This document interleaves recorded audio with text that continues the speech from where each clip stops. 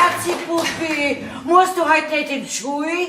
Ich hab extra für die dein Pausenbrot hergekriegt. Ach, deine Vergesslichkeit ist echt schlimm. Na, Oma, ich muss heute nicht in die Schule. Und ein Pausenbrot nehme ich auch schon lang keins mehr mit, weil ich in der Mensa in der Uni ist. Das aber auch schon seit 2 Monaten nicht mehr, weil ich ja mittlerweile schon in der Apotheke arbeite. Und du schickst mich immer noch in die Schule. Ach so. Naja, in meinem Alter wird man doch einmal was vergessen dürfen. Du, sag einmal, habt ihr in deiner Apotheke keine Alterscreme für mich? Oma, gegen Vergesslichkeit gibt's Tropfen. Na, ich mein doch auf Häutencreme. Ach so, ja freilich. Da bringe ich dir dann noch eine mit, gell?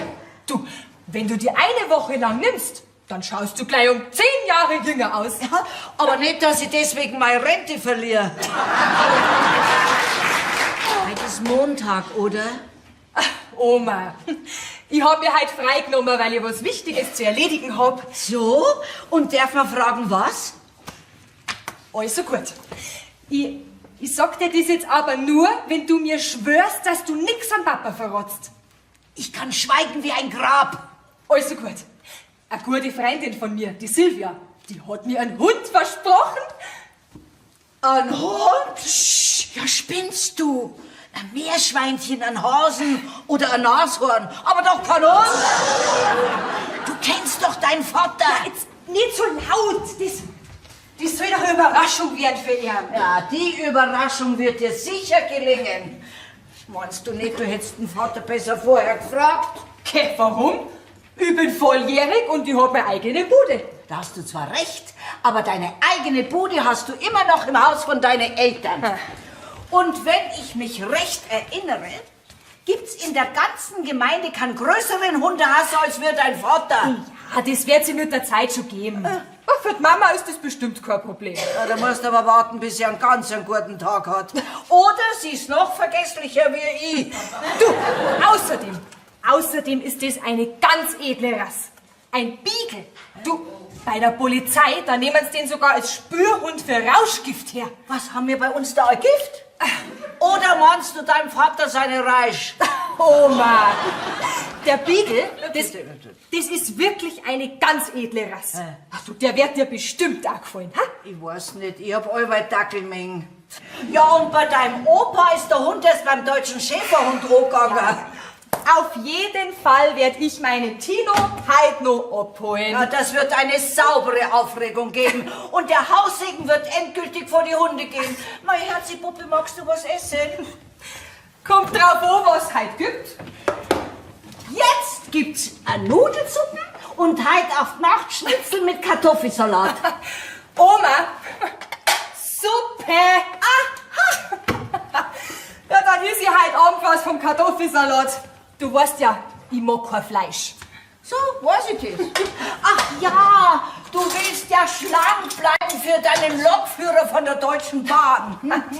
Oma, der Lokführer heißt Edgar, arbeitet bei der Deutschen Post und er ist Briefträger. Dass du dir das aber auch nicht merken kannst, ha? Ist egal, Beamter ist Beamter. Du, außerdem werden Postboten schon lange nicht mehr verbeamtet. Aha. Ja, und was sagt jetzt dein Postbote von deinem Entschluss, dass du dir einen Hund anschaffst? Tja, was soll der schon sagen? Der wird sich mit mir freuen, wenn er's erfährt. So, meinst du wirklich? Ja. Das weiß doch ja jeder, dass die Postbote alle mit die Vierbeiner so ihre Probleme haben. Ja, dann muss ich halt einen kleinen Meinungsaustausch mit ihm abhalten. Ja. Er hat seine Meinung, ich hab meine Meinung und dann hat er meine Meinung. Ui, du, jetzt muss ich aber los. Warum? Oma, Hund. Hund, meine Vergesslichkeit ist zeitweise wirklich schlimm. Manchmal kann ich mir alles merken und ein anderes Mal wache ich nachts im Bett auf und frage mich, warum ich überhaupt da lieg. Blutsauerei verreckt. So ein Scheißdreck, das stinkt vielleicht.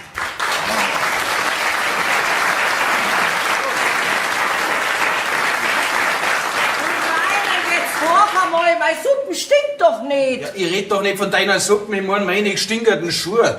Hast du immer noch die Schweißfürs? hab doch keine Schweißfüße, ne? Da, riech einmal. Geh, spinnst du mal Suppen? Geh weiter raus damit. Geh. Das ist jetzt das 3. Mal in der Woche, dass ich in einen Hundehaufen einsteige. Soll ja Glück bringen, sagt man. Man muss ja besser schauen, wo du hintrittst.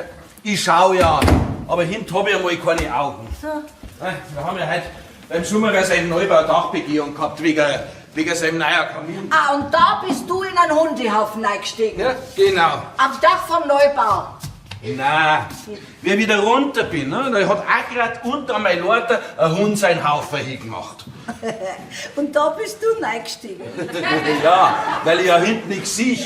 Aber vorn schon. Und darum habe ich ganz genau gesehen, dass dieser Haufen von diesem Wollknäuel von unserem Herrn Pfarrer war. Ach mei, dem Herrn Pfarrer seine Hunderassen habe ich mir allweil schon gut merken können.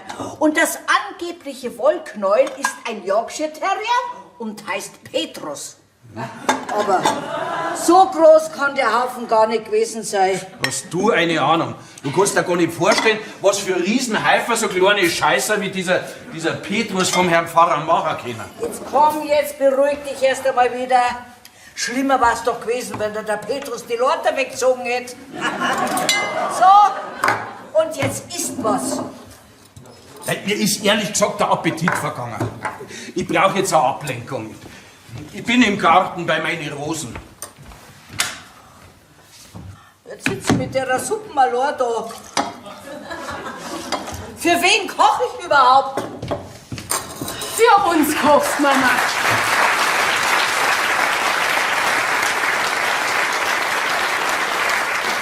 Was schimpfst denn so, hä? Weil ich mich stundenlang in die Küche stehe und dann keiner was isst. Wo sind's denn? Die Heidi ist weg und der Rainer hat wieder mal Probleme mit dem Hund. Er ist in der Tretmine eingestiegen, die der Hund vom Pfarrer hinterlassen hat. Herrschaftszeiten, hoffentlich beruhigt er sich wieder. Ja. Nicht, dass der mit dem Pfarrer auch noch streiten anfängt. Mama, wo ist denn die Heidi hingegangen? Zu ihrer Freundin einen Spürhund holen. Was? Ja, so genau weiß ich das auch nicht mehr. Es kann auch Rauschgift sein. Mama! Es war auf jeden Fall was ganz Wichtiges und angeblich weißt du schon Bescheid. Ich weiß gar nichts. Mama, jetzt konzentrier dich. Was hat die Heidi genau gesagt? Es tut mir leid, aber das habe ich jetzt wieder vergessen. Ich glaube, es geht ums Biegeln oder so. Biegeln? Bügeln, unser Heidi? So, das hat doch die noch nie gemacht. Ja, also, ich gehe jetzt einmal zum Essen in die Küche. Unser Heidi und Bügeln? Und was fantasiert jetzt die da von einem Hund? Mama, warte mal! Das muss ich jetzt genau wissen. Hilfe! Hilfe!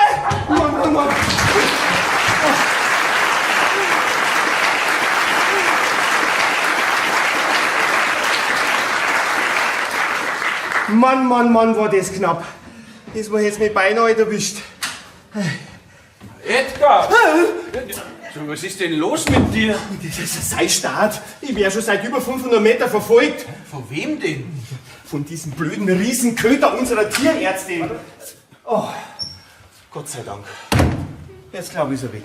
Ich sieh schon, mein lieber Schwiegersohn in Spee, der hat auch seine liebe Not mit den Hundsviecher, hä? Ah, ja, das kann man wohl sagen. Schau her, ein Backerl für dich. Ja, danke. Heute bin ich schon von 3 Hunden verfolgt worden. Gestern von 4 und vorgestern sogar von 2 gleichzeitig. Mittlerweile kann ich bei den Olympischen Spielen die 100 Meter unter 11 Sekunden rennen.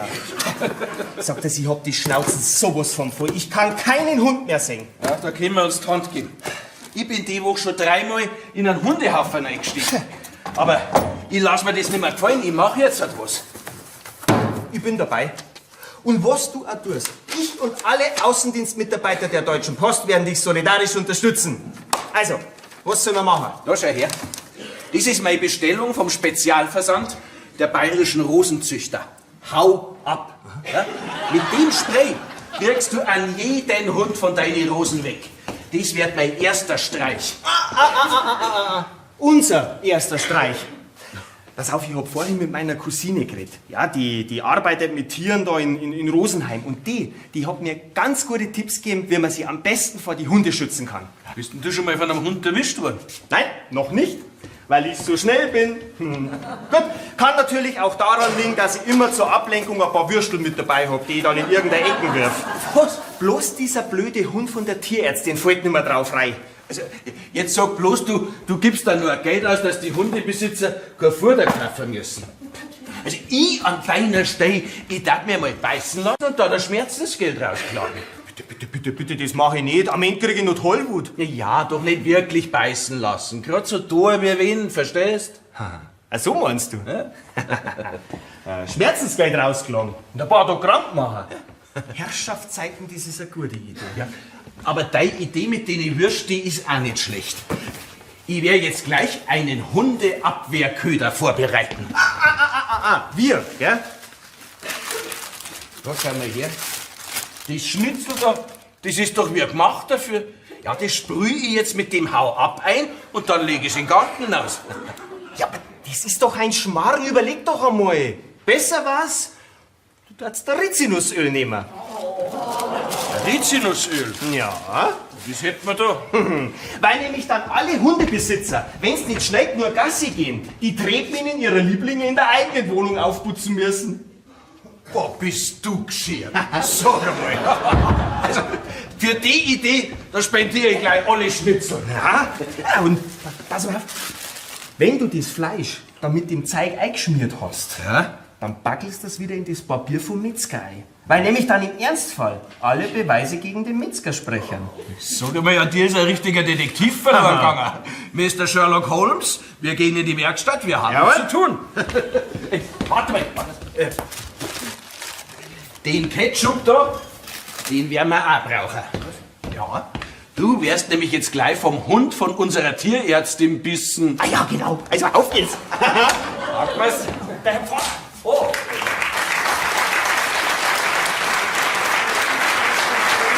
Na, da ist wieder der Einkaufskorb. Wer mich gleich einmal um die Schnitzel kümmern. Was sagt denn die? Barbara, hast du kein Fleisch mitgebracht? Das tut mir leid, Frau Dr. Heiler, aber ich habe Ihren Hund auch nicht.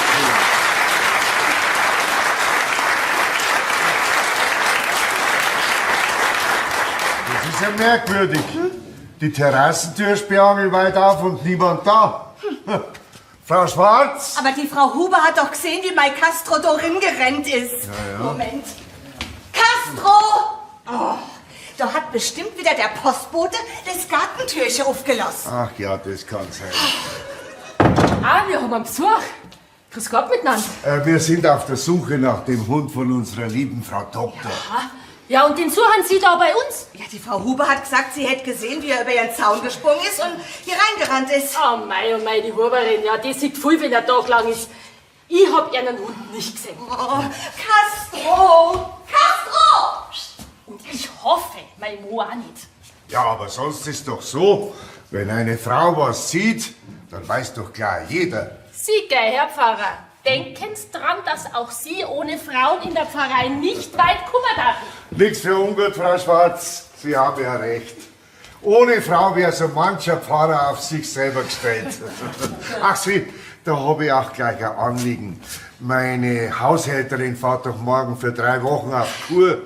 Und Sie haben mir versprochen, dass Sie sich um mein Haushalt kümmern. Ja, morgen ist es schon. Ja, freilich, Herr Pfarrer, da können Sie ja ganz auf mich verlassen. Ich stehe zu meinem Versprechen. Ah, das freut mich. Mein Chef wird's Ihnen danken. Mein Mo, der wird's mir auch danken. Ja, wieso? Hat er was dagegen? Na, freilich nicht. Ach, ich hätte aber noch ein Anliegen. Ich muss nächste Woche für 2 Tage verreisen. Könnten Sie mir da vielleicht meinen kleinen Petrus in Pflege nehmen? Ja, freilich, Herr Pfarrer, das ist ja überhaupt gar kein Problem für mich. Ja. Und für Ihren Mann? Mein Mann, der teilt alle Freude mit mir. Ja, das höre ich gern. Na, dann ist ja alles geregelt. Oh mei, Frau Schwarz, wenn heute alle so wären wie Sie. Aber stellen Sie sich noch vor, heute früh hat mir gleich die erste Frau im Beichtstuhl 5 Ehebrüche gebeichtet. Der Metzger hat gesagt, er hätte ja auf jeden Fall das Fleisch eingepackt. Ah, wir haben einen Besuch. Grüß Gott, Herr Pfarrer. Grüße Gott, Frau Specht. Na, heute Morgen waren Sie schon überrascht, dass ich die Erste bei einer im Beichtstuhl war.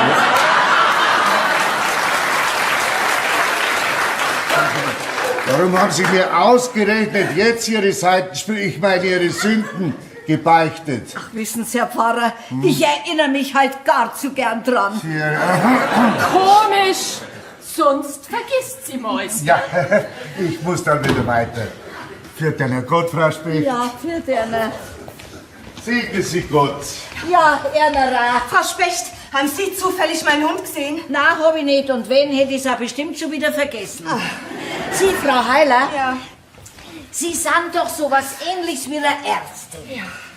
Könnten Sie mir vielleicht sagen, woher meine Vergesslichkeit kommt und was das ist, wenn es einem hinten im Rücken sticht? Also das da im Rücken, das sind die Nieren. Vielleicht haben Sie ja Nieresteinchen. Ja, und das mit der Vergesslichkeit, das kommt in Ihrem Alter schon mal vor. Das liegt am Kalk in der Arterien. Hm?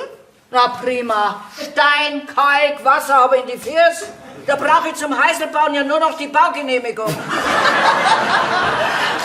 Sie sind mir goldiges Herzchen. Aber ich gehe jetzt mal in die Nachbarschaft und suche nach meinem Hund. Ja, viel Glück, Frau Doktor, gell? Auf Danke. Wiedersehen. Meine Oma, die Frau Dr. Heiler, das ist doch eine Tierärztin. Na und? So wie ich mich manchmal fühle, passt es schon. Hungrig wie ein Bär, müde wie ein Murmeltier und arbeiten muss ich wie ein Ochs. Wo ist die Frau Schwarz? Der Heinz, grüß dich. Sag mal, Heinz, seit wann sind jetzt wir zwei per Sie, hä? Liebe Frau Kaminkehrer Schwarz, mit jemandem, der mich beschuldigt, dass ich meine Ware nicht richtig einpacken darf, will ich gar nicht per Du sein. Ja, aber das hat doch ich überhaupt nicht gesagt. Wollen Sie es jetzt auch noch leugnen, dass Sie mich gerade am Telefon als Schweinsohren, Masseur und Presssack-Gesicht beschimpft haben? Oma, hast du da gerade den Heinz angerufen? Ich nicht, dass ich wüsste. Aber das Fleisch war wirklich nicht im Einkaufskorb. Sehr richtig, Sie sagen's.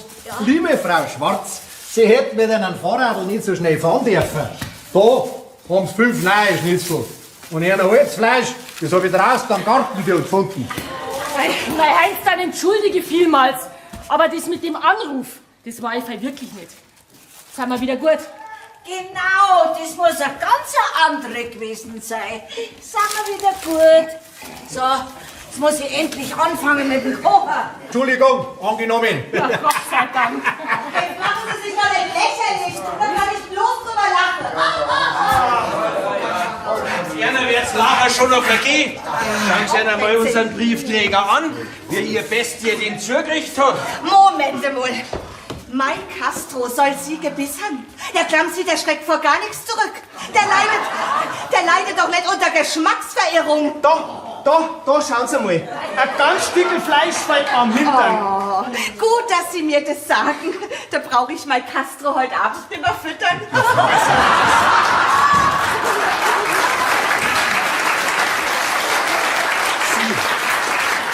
Ich werde Sie und Ihren Hund verklagen auf Körperverletzung. Da können Sie und Ihr Hund Gift draufnehmen. Da können Sie Land drauf warten. Aber Herr Eilig, das lässt sich doch alles durch ein klärendes Gespräch lösen. Denken Sie doch an die Nächstenliebe. Ah, Herr Pfarrer, Nächstenliebe heißt aber noch lange nicht, dass ich auch die Hund von meinen Nächsten lieben muss. Bringen Sie vielleicht einmal lieber Ihre Hunde Nächstenliebe bei. Ja. Genau, und von mir kriegen Sie und Ihr Petrus auch noch eine Anzeige. Und zwar wegen Verunreinigung der öffentlichen Gehwege. Ja, was können wir Hundebesitzer dafür, wenn Sie Ihr Auge nicht aufmachen? Ich tue meine Augen schon aufmachen. Ja, und habe ja ganz genau gesehen, wie ihr Castor an meine Rosen hinbrunst. No. Hinbisselt hat, ne? Und da kriegen Sie auch eine Anzeige, jawohl. Und Ihren bläden Köter, den können Sie ausrichten. Das war das letzte Mal, dass er in meinen Garten gemacht hat. Ab heute machen wir zurück. Frau Schwarz, können Sie Ihren Mann ein bisschen zur Vernunft bringen? Da, Barbara, schau her. Die ganzen Backerer-Rosen, die sind beim Teufel. Da, Barbara, schau her. Das passiert doch bloß wegen die 3 wichtigsten Sätze eines Hundebesitzers. Ach, und die wären? Erstens, der tut nix. Zweitens, der will doch bloß spulen. Und drittens, oh, das hat er aber noch nie gemacht. Und der letzte Satz vom Postboten? Oh, braves Hundchen. Also wenn Sie finden, dass das lustig ist... Bitte sei gescheit. Du kannst doch nicht zwar so ehrbare Leute wie den Herrn Pfarrer und die Frau Doktor wegen solch einer Kleinigkeit anzeigen. Und wie ich das kann, das wirst du schon sehen. Sag dir mal deinen zukünftigen Schwiegersohn an. Ja, meinst du, dass unser Heidi den Sohn nun nimmt? Das tut so weh. Vorsicht. Frau Doktor, Sie könnten doch erste Hilfe leisten. Ja, aber natürlich. Nein, auf keinen Fall. Ja, gar nie nicht. Ich lass mich doch nicht von einem Hundedoktor verbinden. Lieber verblute bei lebendigem Leib. Heinzi, was tust eigentlich du noch da? Ja. Ja, genau. Ich warte auf mein Geld fürs Fleisch. Ah ja, du, deine Schnitzel, die kannst du vielleicht wieder mitnehmen. Haha, zu spät. Die hat bereits deine Mutter. Also, 14,80 € ausgeben. Ja, gleich. Also, Dann laufen uns mich bloß nicht an. Also ich sehe schon, in Ihrer Aufregung reagieren Sie nur noch aggressiv und ungehalten. Ja, das ist sehr fein beobachtet, Herr Pfarrer. Und darum wird es gescheiter sein, wenn Sie und Ihr studierte Tierdomtöse schauen, dass es weiterkommen. Wir sehen uns vor Gericht wieder. Rainer, jetzt ist aber endgültig nur... Ja, bitte, lass es ruhig, Frau Schwarz. Wir gehen. Aber wir kommen wieder. Sie wollen einen Kampf, also werden Sie einen Kampf kriegen. Ab sofort werde ich Ihnen die Stirn bieten wie einst Don Camillo, den Bürgermeister Pepperoni. genau. Wir Hundebesitzer, wir werden uns zusammenschließen und um die Rechte für unsere Lieblinge kämpfen. Jawohl, So, Frau Doktor, wir gehen. so ist es. Und zwar mit dem Hundegruß. Ciao, Ciao, ciao. ciao. Jetzt. Rainer, du kannst doch nicht so ein... Barbara, kannst du vielleicht einmal einen Verbandskasten holen? Ah, ich bin ja schon unterwegs. Hei. Jetzt muss man jetzt erst einmal hinsitzen. Wie was hier sitzen? Sei Hintern. Das geht ja gar nicht wegen der Wunden, gell?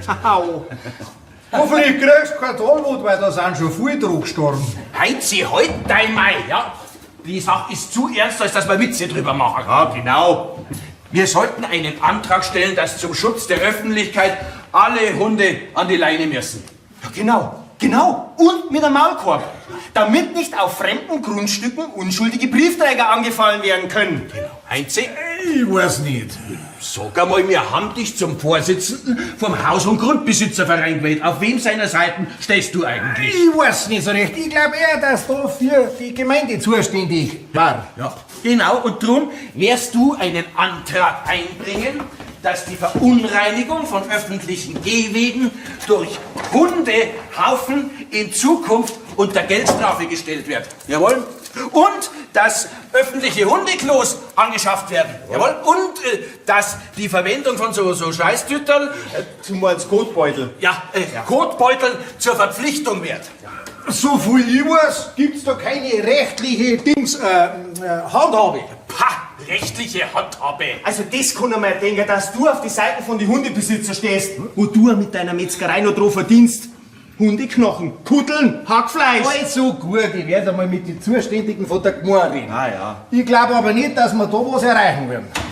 So, da bin ich wieder. Also, Hosen runter. Wie bitte? Sag mal, Barbara, wie redst denn du mit deinem zukünftigen Schwiegersohn? Ja, mei, von hinten wird er auch nicht viel anders ausschauen wie du. Also jetzt, runter damit. Nein, der Hund, der hat mir am Fuß bissen. Vorhin war's nur dein Arsch. Nein, am Fuß. Ruhe gibt's. Ist wieder schon weg. Ah, Heinz, heute war dein Geld. Da. Dankeschön. Also gut, dann Fuß rauf. So. Dann werden wir jetzt als erstes einmal ein bisschen desinfizieren. So. Sag einmal, Edgar, du bist ja richtig tapfer. Also der Rainer, der schreit immer ganz furchtbar, wenn er ein bisschen Jod in eine offene Wunden kriegt. Ja, das, aua. Sagt einmal, warum wart ihr gar so unfreundlich zum Herrn Pfarrer? Weil wir ganz endgültig die Schnauze voll haben. Ja, ewig das Geschiss mit denen Hund. Ja, schau her. Der Castro, der der hat meine Baccarat-Rosen auf dem Gewissen. Ja, nimm's nur. Da. Und der Edgar muss Tag ein, Tag aus um sein Leben fürchten. Ja, und darum haben wir einen Verein gegründet für alle Hundehasser. Und wir heißen uns die Tretminenentschärfer. Um Gottes Willen, Rainer! Damit bringst du die ganze Gemeinde gegen dich auf. Das ist mir Brunzbieselwurst. Ein Kaminkehrer braucht da jeder. Genau. Und wir kämpfen nämlich gemeinsam. Und ich werde morgen sofort, aber sofort einen Antrag bei meinem Chef stellen, dass die Postzustellung bei alle Hundebesitzern wegen unzumutbaren Gefahren für Leib oder Seele vorübergehend eingestellt wird. Ja, was ist jetzt? Trittst du unserem Verein bei? Ja, sicher nicht. Also, euer Verein, der ist doch so überflüssig wie ein Sandkasten in der Sahara. Na bitte, von wegen. Und ich bin der erste Vorstand. Ja, super. Ja, und wir haben's zum zweiten Vorstand gewählt. Ja, ganz toll. Also die Rolle, die kennst du ja schon von daheim. Übrigens, Rainer, nur zu deiner Information. Ich werde dem Herrn Pfarrer ab morgen für 3 Wochen in seinem Haushalt helfen. Ah ja, inklusive seinem kleinen Hund. Und ich stehe zu meinem Versprechen. Was war denn jetzt das? Scheinbar ist deine Frau nicht sonderlich zufrieden mit unserer Vereinsführung. Ich glaube, ich spinne. Die wird jetzt noch was erleben. Wahnsinn. Du gehst aber ganz schön auf Konfrontationskurs. Ja, das wirst du schon auch noch lernen. Wenn du bei so einer Frau einmal nachgibst, dann bist du verratzt. Aber jetzt bin ich erst einmal gespannt, wie unser zweiter Abwehranschlag funktioniert. Da schauen wir her. Mit diesem Spray habe ich gerade die Tierärztin am Pfarrer und unseren Metzger eingesprüht. Läufige Hündin. Ja. Und dieses Spray, das sprühen wir jetzt an die Gartenzäune von den ganzen Nachbarn hin. Genau. Und das lenkt vom eigenen Garten ab. Verstehe? Und dank dem Spray Wird nämlich der Herr Pfarrer und die Frau Doktor mal am eigenen Leib spüren, wie das ist, von die Hund verfolgt zu werden. Genau so ist es, gehen wir. Edgar, ja, hinken. Also,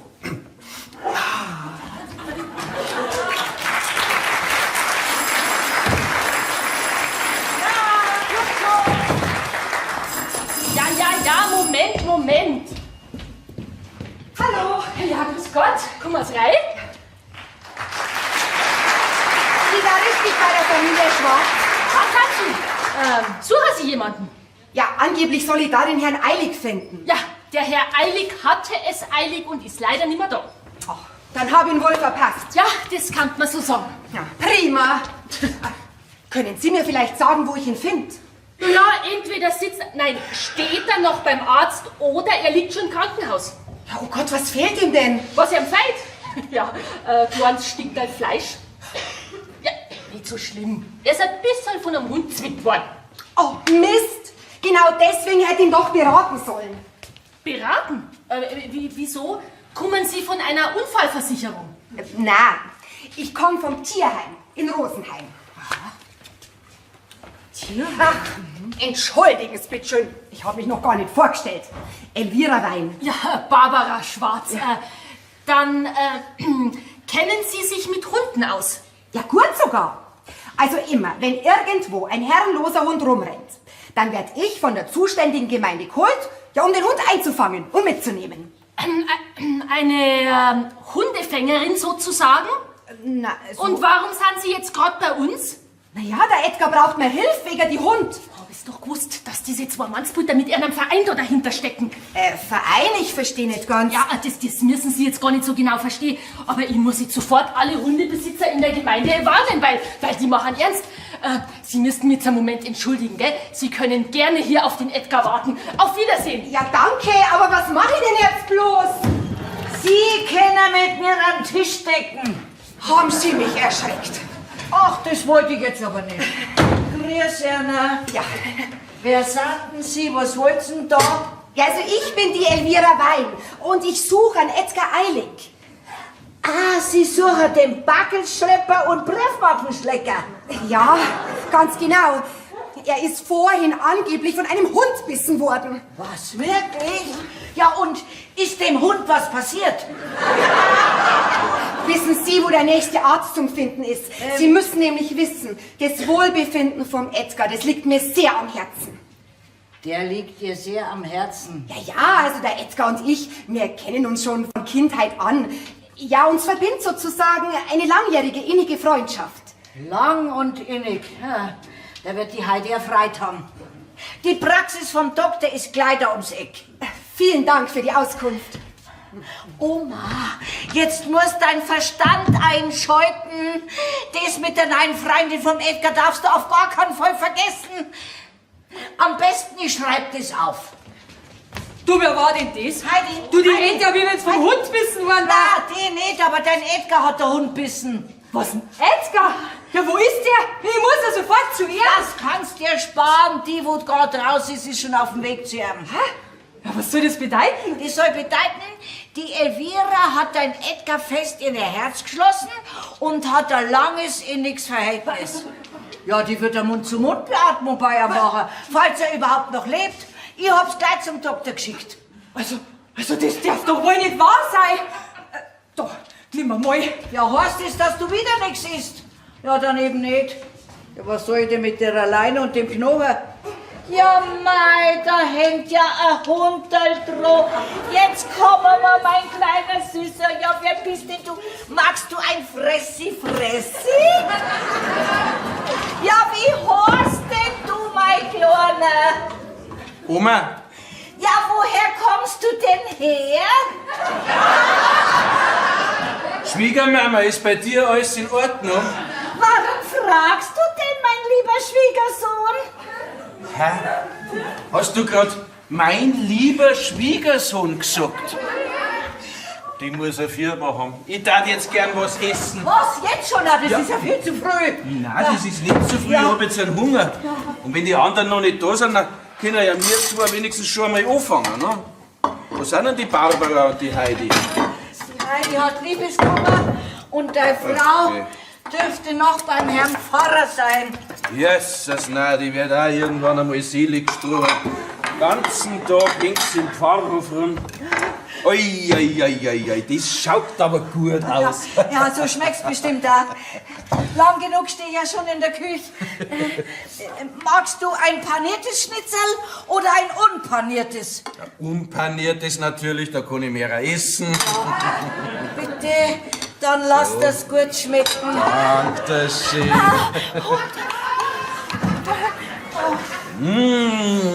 Das ist ja wunderbar. Mein Kompliment für dieses herrliche, saftige Schnitzel. Was sagst du? Gut gekocht hast, sag ich. Was hast denn da mit der Küche? Ist da was Besonderes drin? So eine Art Überraschung. Eine Überraschung? Für wen denn? Für die. Für mich? Ja. Na, nicht schauen. Das soll eine Überraschung von deiner Tochter zu deinem Geburtstag werden. Ich habe ja erst in 6 Monaten Geburtstag. Stimmt. Ja, dann wird das Geschenk bis zu deinem Geburtstag halt noch drum größer ausfallen. Ja. Jetzt spannst du mir aber ganz schön auf die Folter, du. Vorfreude. Schmeckt's? Wunderbar. Ist dieser Fleisch vom Heinzi? Ja, das hat die Barbara gerade beim Heinz eingekauft. Und stell dir vor, bis das heimgekommen ist, hat sie es verloren gehabt. Ja, das muss ihr direkt am Gartentür aus dem Korb rausgefallen sein. Der Metzger hat's gefunden, hat's einpapiert und uns unversehrt wiedergebracht. Und das sind die unpanierten Schnitzel da. Okay. Dann ist ja das präparierte Fleisch für die Hunde, das ich mit Rizinusöl eingestrichen habe. Drum habe ich in der Bratpfanne kein Öl braucht. Ich muss raus. Das siehst du, mein Kleiner. Ja, so geht es. Das kommt davon. Ja, bist du ein Braver. So, da wäre jetzt mein Beitrag zum 3. Hundeanschlag. Der nächste Hundefight. Grüß dich Gott, Herr Postbote. Hallo, Oberspecht. Das riecht vielleicht gut. Ich hab das gute Essen bis in den Vorgarten rausgekrochen. Und da hab ich mir gedacht, das kann bloß ein ganz gutes Schnitzel von der Spechtoma sein. Ja, Ganz genau. Das ist das Schnitzel, was du immer isst. Oh, danke schön. Schön. Lass das schmecken.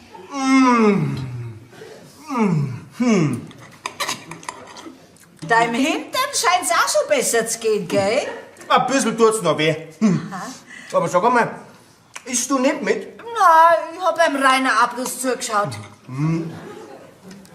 Mir klang der Augenschmaus.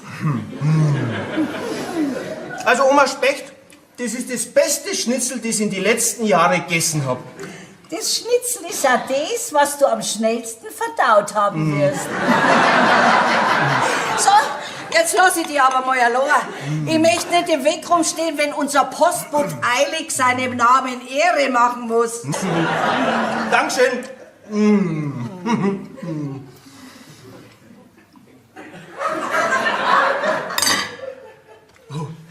Entschuldigung.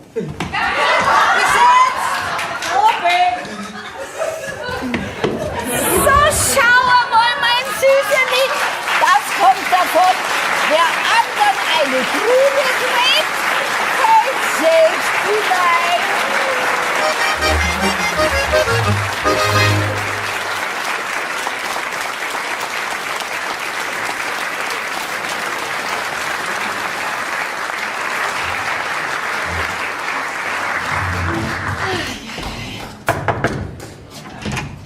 Dieses Rätselnussöl. Danke. Oh mein Gott, das kann ja lustig werden.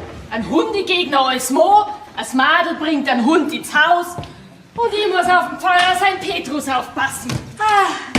War das jetzt ein netter Spaziergang? Ja, wo kommst du denn her, Oma? Ich hab unseren Familienzuwachs ausgeführt. Ihr habt ja keine Zeit für das arme Hunderl.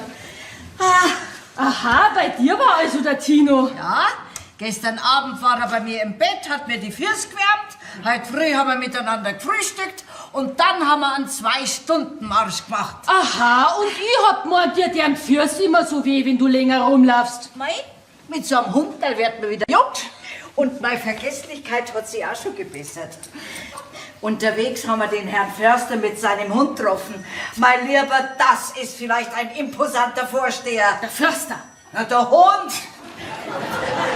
Und der Förster, das ist ein Prachtexemplar von einem Mann, wie der da gestanden ist mit seinem Gamsbart am Hut, die Büchsen geschultert, wie der Jager vom Silbersee. Von Fallmama. Genau, Karl May. Wer hätte das gedacht, ha? Die Oma kommt in den 2. Frühling. Nur kein Neid. Kann auch nichts dafür, dass du gerade mit dem Rainer einen Krach hast. Aber ich hab dir bei der Hochzeit schon prophezeit, dass du dich mit dem Kaminkehrer einmal schwarz ärgern wirst. Was heißt denn da Krach? Das ist eine zeitlich begrenzte Meinungsverschiedenheit, ja? Das legt sie schon wieder. Wo ist er denn überhaupt? Am Heisel. Schmarrn, ich mein doch einen Hund. Ach, der Hund, der rennt gerade im Garten umeinander und fängt Schmetterling. Schau mal, was er für ein Frei dabei hat. Weil wir siehst, weil wir versprüht, dass der ist. Du schau hier, ich glaube, jetzt fängt er eine Libelle. Auweia. Im Rosenbeet.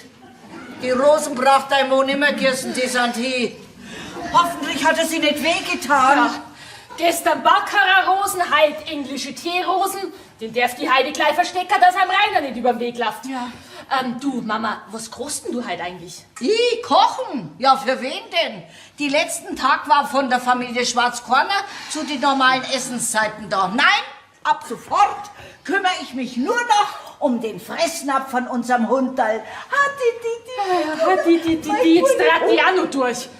Ja, meiner muss ich heute im Pfarrhof mehrere Kocher mit Horn nehmen. Ah ja, du, Mama, ich sag der Heidi nur noch schnell, dass der Tino wieder da ist, gell? Tino, wollte man eigentlich gar nicht. Ich tauf den um. Helmut soll er horsten wie mein verstorbener Mann. So, aber jetzt werde ich mich erstmal frisch machen für meinen Nachmittagsspaziergang mit dem netten Herrn Förster. Hilfe! Hilfe! Geh weg, du blödes Mistfisch! Du lass meinen Fuß in Ruhe! Du, das gibt's ja nicht! Das ist ja lebensgefährlich. Edgar! Musst du aufs Heiselwagen ab sein? Na, das hab ich schon hinter mir. Aber du hast einen Hund in deinem Garten. Und wenn ich das nicht besser wissen darf, ich sagen, das ist dein Hund. Ein Hund in meinem Garten? Ja. Ja, Spinni, was ist denn mit meinen Rosen passiert? Aha. Ja, meinst du vielleicht, ich hab deine Rosen auf dem Gewissen? Du hast einen Hund. Schmarrn, ist ich wirklich kein Hund? Aha. Soll das vielleicht heißen, dass du mir nicht glaubst? Bitteschön. Dann werde ich dir den Beweis liefern. Du wirst dich noch wundern. Das, Herr, das ist meine neueste Hundeabwehrwaffe. Von mir ganz speziell und eigenhändig entwickelt. Wo ist mit dem Plüschkatzel? Abwarten. Das ist die Hund Lauf dich tot, Katze!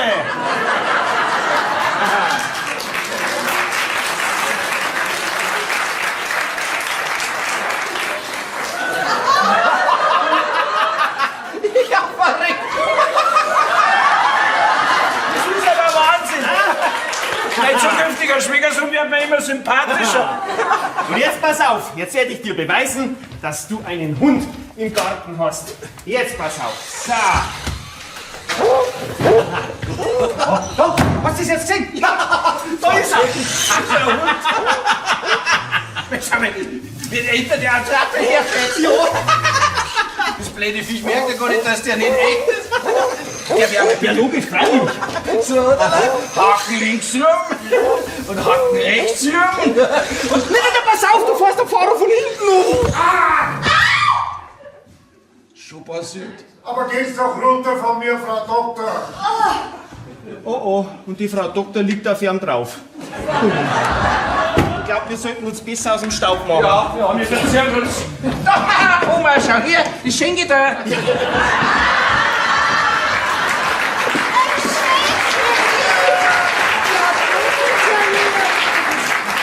das ein Radio?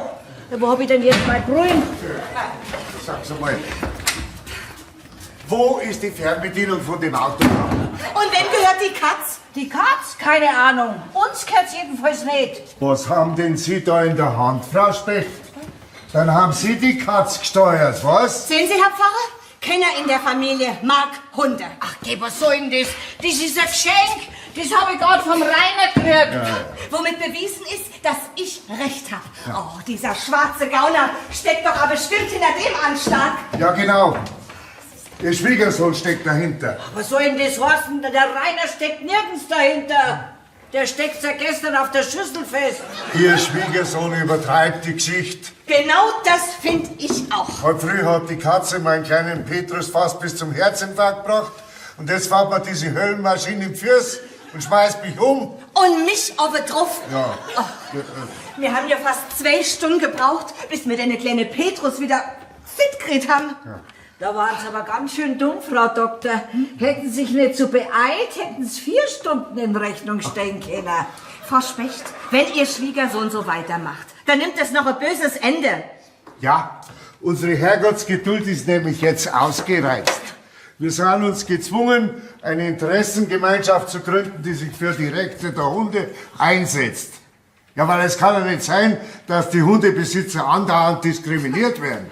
Ich bin voll Ihrer Meinung, Herr Pfarrer. Wir Hundebesitzer lassen uns doch nicht abfieseln, gell? Ja, hör's doch auf. Moment mal, haben Sie gerade wir Hundebesitzer gesagt? Sie haben einen Hund? Ist sehr richtig, ich habe einen Hund. Das darf doch nicht wahr sein. Die Kaminkehrerfamilie Schwarz hat einen Hund. Ganz genau. Der Herr Kaminkehrermeister Rainer Schwarz hat einen Hund. Bloß weiß er das noch nicht. Oh. Der ist gestern bei uns eingezogen und gehört der Heidi. Ach, der Heidi. Ich wusste gar nicht, dass die Heidi Hunde mag. Ja, dann darf ich Ihnen gerade mal mein Visitekärtchen geben. Die Heidi soll gleich morgen zum Entwurme kommen. Die Heidi? Frau Doktor, was erlauben Sie sich? Ich mein doch den Hund. Ist es ein Rassehund? Hat er einen Stammbaum? Keinen bestimmten. Na, der bisselt an jedem Baum. Der eigentliche Grund für unseren Besuch ist Ihr Schwiegersohn und sein Mitstreiter haben mich gestern in der Ausübung meines Dienstes behindert. Sämtliche freilaufenden Hunde sind mir nachgerannt. Sogar bis in den Beichtstuhl. Der Kaminkehrer muss mal irgendeinen Duft an die Kleidung gesprüht haben, der die Hund wild macht. Frau Doktor war auch davon betroffen. Richtig, Mai Castro wollte mit mir sogar Familie gründen. Ja, der wollte mich besteigen. Was? Ja, lassen Sie es gut sein, Frau Doktor. Ihr Schwiegersohn? Was? Der wollte sie auch besteigen? Der ist doch für das alles verantwortlich. Ja, ganz genau, ich trage die Verantwortung. Und ich hab mir gedacht, ich tue euch einen Gefallen damit, weil ihr die kleinen Hunde so gern habt. Edgar, ja, ihn kennt. Also, Herr Schwarz, wir sind da, weil wir uns beschweren wollen. Und zwar zum letzten Mal friedlich. Wir kommen von der Interessengemeinschaft Die Maulkorbgegner. Zum Schutz der Rechte aller Hundebesitzer. Jawohl. Sie hätten ja gestern sogar beinahe den Petrus ins Jenseits befördert.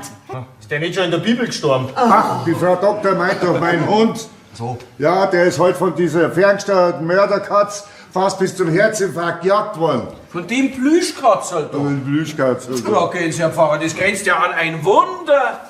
Mitzi, lauf einmal. Schauen Sie, die rührt sich keinen Millimeter. Ich meine ja auch die Katze in Verbindung mit dem fahrbaren Untersatz. Ja, wissen's, so eine Katze streunt halt manchmal ein bisschen in der Gegend rum. Sie sollten lieber sagen, so Katze steuert manchmal ein bisschen in der Gegend rum. Ja, und fahrt mich über den Haufen. Okay, Sie leben ja noch, Herr Pfarrer. Wissen Sie, der Edgar und ich, wir haben auch einen Verein gegründet. Und zwar die Tretminenentschärfer. Und zwar gegen euch, selbstherrliche Hundebesitzer. Genau, weil Erna und Erna, die beißwütigen Vierbeiner, gehört schließlich nicht die ganze Welt. Wir fordern sichere Arbeitswege für alle Postboten. Und wir fordern Freiheit für unsere Hunde. Ja, wir sind auf jeden Fall auf der Seite vom Herrn Pfarrer. Auf in den Kampf! Na, langsam, langsam, meine Damen. Wir wollen doch nicht gleich aufeinander losgehen. Aufeinander losgehen. So wie immer der Hund von der Frau Doktor auf mich losgehen will, wenn ich die Post bringen möchte. Herr Pfarrer, es gibt keine gemeinsame Ebene mehr. Frau Specht, ich denke, jetzt ist der richtige Augenblick gekommen, die zwei Herren über den neuen Familienzuwachs zu informieren. Was? Ja, aber ich trau mich nicht so recht, euch das zum sagen. Die Frau Doktor meint, das heißt ich mein die Heidi, dass die Heidi sich sozusagen zum Zeitvertreib an kleiner Neier, ihr wisst schon, was ich mein, angeschafft hat. Was? Die Heidi hat ein Nein. Wer hat denn nicht gerne treuer Freund, der aufs Wort gehorcht und ab und an mit seinem Schwänzchen wedelt? Was ist los? So, jetzt reicht's mir, aber die stelle jetzt sofort zur Rede. Heidi! Was hat er denn jetzt? Schwiegermama, hat die Heidi wirklich einen Neier? Ja, freilich, ihr Nein-Hund. Ach so, ein Hund. Was hast du gesagt? Die Heidi hat einen Hund? Natürlich. Der rennt gerade in ihrem Garten rum und pflückt ein paar Rosen. Ausgerechnet. Ich, der größte Hundehasser von alle, ich hab einen Hund im Haus. Nicht im Haus, gerade im Garten.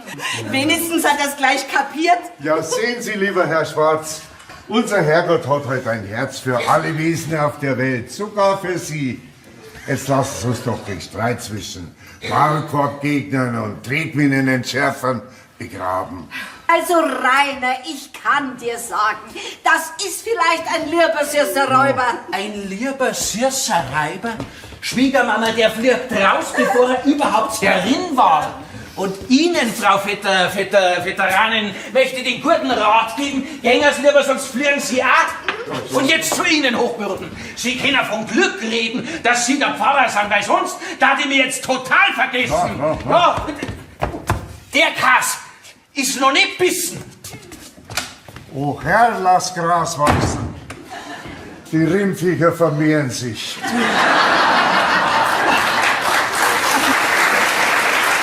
Du liebe Zeit, der bellt ja lauter wie mein Castro. Keine Angst, bellende Hunde beißen nicht. Ach, das ist schön zu wissen, Frau Specht, dass es in diesem Haus noch Menschen gibt, die sich für unsere Vierbeiner annehmen.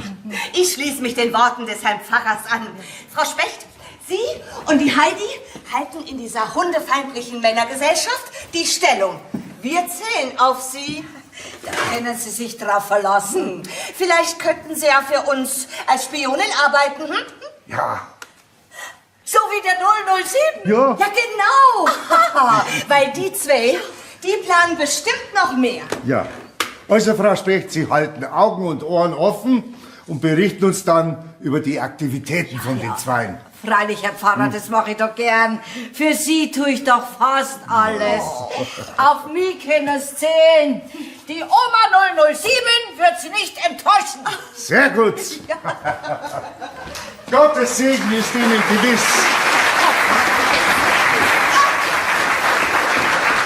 Da möchte ich aber meine nächsten Kamillentee gerührt und nicht geschüttelt.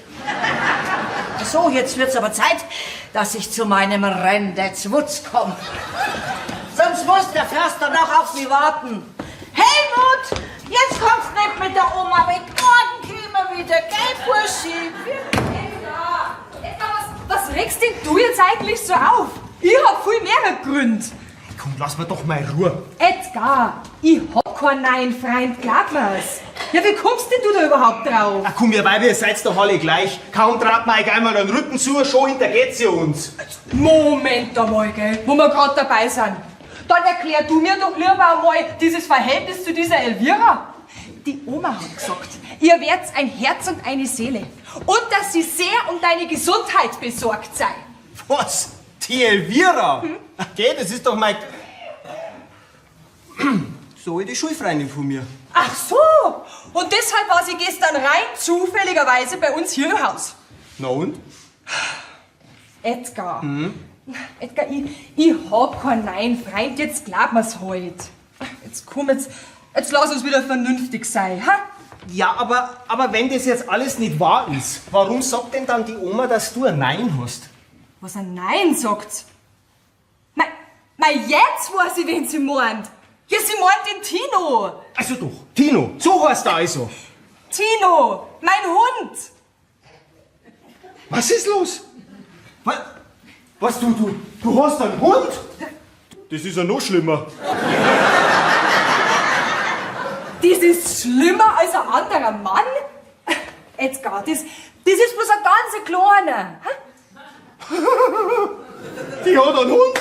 Die hat einen Hund? Ja klar, damit hast du mich abgeschrieben. Sag einmal, bist du jetzt total übergeschnappt? Aber gut, du hast das ja nicht anders wollen, du blinde Brieftau. Was? Mein kleiner Hund, der ist viel netter zu mir, wie es du im Augenblick gerade bist. Und an deiner Stelle war ich jetzt ganz ruhig. Schließlich kennst ja du deine Elvira schon viel länger wie ich, mein kleiner Tino. So, und jetzt kümmere ich mich um meinen neuen Freund. Was war denn das jetzt? Blinde Briefdown. Tino, so heißt er also. Mein Gott, Weiber. Nur die Schachleiner. Jetzt werden wir den nächsten Anschlag mit höchster Präzision vorbereiten. Meine Backerhosen werden bloß noch ein einziges Mal anbieseln. Edgar, warte. Sag mal, das ist ja eine Zumutung, dass man euch allein mit so einem riesen Backel losschickt. Unser Chef sagt immer, irgendein dummer Finster, der da beim Tragen hilft. Spaß beiseite. Da sind jetzt die Tüten für die Hundehaufen drin. Wie viel hast du von denen bestellt? 100.000 Stück. Ja, Großmengenrabatt habe ich auch noch gekriegt. Eine für 2 Cent und die verkaufe ich dann mindestens für 10 Cent. Ja, aber 100.000 Stück, die gelangen doch für 10 Jahre. Hast du eine Ahnung? Du, so ein Hund, der kackt am Tag mindestens 2 Mal. Ja, und bei uns in der Gemeinde, da haben wir 485 Hunde. Gut, wenn ich am Fahrer sein mitrechne, dann haben wir 485 und einen halben. Somit reichen diese Beutel gerade einmal für 4 Monate. Aber mit diesen Beuteln verdiene ich dann so viel Geld, dass ich nie wieder in meinem Leben Brief austragen muss. Und warum bringst du die zu mir her? Weil ich in meiner Wohnung schon 20 Schachteln drin habe. Und mehr habe ich halt nicht mehr reingebracht. Edgar, Gott sei Dank geht's dir gut. No. Das ist die Elvira. Ach, Edgar. Ja, grüß Gott. Grüß Gott. Grüß Gott. dir gut? Ich bereite jetzt unseren nächsten Abwehranschlag vor. Ja, vielleicht helfst du mir Ja. ein bisschen, Edgar. Heute, Edgar, Was denn? wie stellt ihr euch meine Rolle als Hundefängerin eigentlich vor? Ganz einfach, du fangst die Hund und sperrst es in meine Garage ein. So, und mit dem Hund da im Garten, da fangst du an. Der gehört nämlich der Heidi und gegen den habe ich seit 10 Minuten eine gewisse Abneigung. Oh. Findest du das nicht ein bisschen übertrieben? Hm? Nein, das finde ich überhaupt nicht übertrieben. Wir lassen die Hundefängerin in echt auftreten. In echt? Ja. Also gut, weil du's bist. Dann werde ich jetzt jeden freilaufenden Hund einfangen und in deine Garagen einsperren. Das machst du. Ich muss jetzt am Rainer helfen. Ja, ich gehe mit. So, wie war das jetzt? Erstens Pfarrhof, zweitens Metzgerei und drittens Hund. Oh, schau. Jetzt habe ich aber die Schnauzen voll. Erst läuft mir das auch aus dem Schlachthaus davon, weil mein Schuhsapprat kaputt ist. Und nachher macht mir die Schwarzbande da mit ihren ständigen Unwahrheiten meinen ganzen Umsatz kaputt. Das ist ja rufschädigend, aber das wäre nicht. Rufschädigung! Heinz, was ist denn passiert? Seit dieser Briefmarkenabschlecker überall umeinander verzeiht, dass er nach am Schnitzel einen ganzen Tag lang Dünnschiss gehabt hat, kauft keiner mehr Fleisch bei mir ein. Ja, bitteschön, was hat jetzt der Stuhlgang vom Postboten mit deiner Metzgerei zum Tor? Weil dieses Fleisch angeblich von meiner Metzgerei ist. Und gegessen hat er es da bei euch. Da wird schon euch eine vergessliche Oma ein uraltes Gewürz hergenommen haben zum Obron.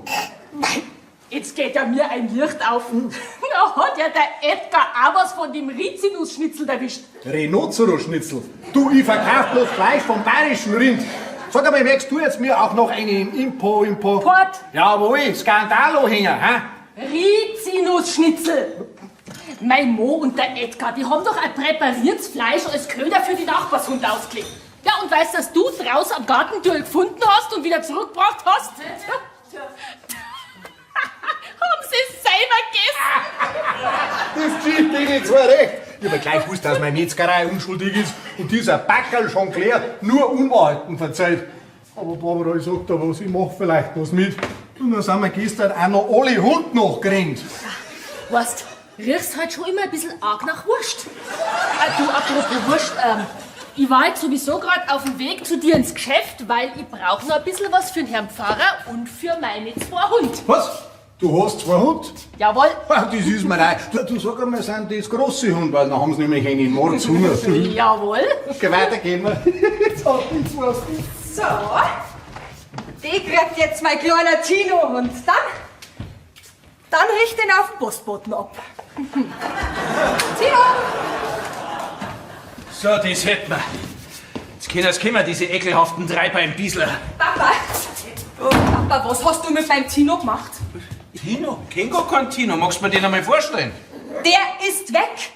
Da hat doch bestimmt diese Elvira die Finger mit im Spiel. Die Elvira, die... Papa, ich sag dir das jetzt im Guten. Wenn meinem Tino irgendwas passiert, dann kannst du was erleben. Und Mama ist auf meiner Seite. So eine gespinnerte Gans. Wie ihr Mutter. Soll mir doch ihren depperten Köter mal vorstellen, bevor es mich da unschuldig verdächtigt. Rainer, jetzt ist das Maß aber endgültig voll. Sag einmal, du hast doch nicht allen Ernstes den Herrn Pfarrer ein zweites Mal hinausgeschmissen. Freilich hab ich den ein zweites Mal hinausgeschmissen. Das gehört ihm auch nicht anders. Er meint alle, weil er und sein Chef wissen alles besser. Ja, du und deine Tretminenentschärfer, ihr wisst doch immer alles besser. Ja, genau so ist es, aber das interessiert ja die nicht. Du gehörst ja auch zu diesem scheinheiligen Maulkorb-Bandenverein da, ne? Und dass wir einen Hund haben, das habe ich von ganz jemand anderem erfahren dürfen. Den wärst du schon noch kennenlernen. Ich bin ja überhaupt gar nicht gefragt worden. Aha, und warum hätten wir jetzt gerade dich fragen sollen, ha? Spatzerl, wenn's du einen Streit haben willst, dann kannst du haben, ja? Ich stelle dich jetzt vor die Wahl. Entweder ich oder der Hund. Aha, so einfach ist es also für dich. Ja, so einfach ist es für mich. Ich kann nämlich da nichts dafür. Na, komm, jetzt. Na, du hast doch unserer Heidi erlaubt, dass sie einen Hund daherbringt, obwohl ich doch ganz genau weiß, dass ich Köter nicht ausstehen kann. Also, entscheide dich. Also gut. Ich wollte immer schon einen Hund. Also gut, du hast es so gewollt. Ab heute leben wir 2 getrennt. Sag einmal, der ist ja vollkommen übergeschnappt. Da kannst du recht haben. Der will sich von mir trennen. Er oder der Hund, hat er gesagt. Ach, Geschmarrn, Mama. So dumm kann doch nicht einmal der Papa sein. Doch, der ist so dumm. klar? Ja. Jetzt nimmst du mal den Stuhl und stellst ihn da vorne hin. Jetzt wird die Scheidungsmasse aufgeteilt. Aha, da bin ich jetzt aber sehr gespannt. Ja, das wirst du schon sehen. Ab hier ist ab jetzt hundefreie Zone. Genau. Sehr gut, Schwiegervater. Da geht's nämlich die Hunde dann in eurer Hälfte verwöhnen. Vergiss den Schwiegervater. Das werden wir schon machen, wirst du schon sehen. Und wenn dein Köter auch bloß einen Schritt darüber tut, dann gibt's eine chinesische Grillpfanne. Ja, bitte. Ah ja, Ja, Herr Pfarrer, komm uns rein. Bitteschön. Heidi, mein Petrus ist verschwunden. Was? Ja, wie vom Erdboden verschluckt. Haben Sie vielleicht mitgenommen? Na, Herr Pfarrer. Vielleicht hat ihn der Teufel geholt. Ach was, Sie einen dummen Witz. Wo ist denn diese Hundefängerin? Geben Sie sofort meinen kleinen Liebling heraus. Stopp, Herr Pfarrer, ab hier ist hundefreie Zone und Sie schmecken ein bisschen nach Hund. Mein Castro ist weg. Da hat doch bestimmt wieder jemand das Gartentürchen aufgelassen. Sofort raus aus unserer Zone. Ja, Hundefreunde hier rüber, bitteschön. Rainer, hast du damit irgendwas zu tun, ja oder nein? Freilich, zum Frühstück habe ich gegessen. Also, wenn meinem kleinen Liebling was passiert ist, mache ich Sie dafür verantwortlich. Keine Angst, Herr Pfarrer. Wenn ihm nichts passiert ist, dann helfen wir mir zwar gern ein bisschen noch. War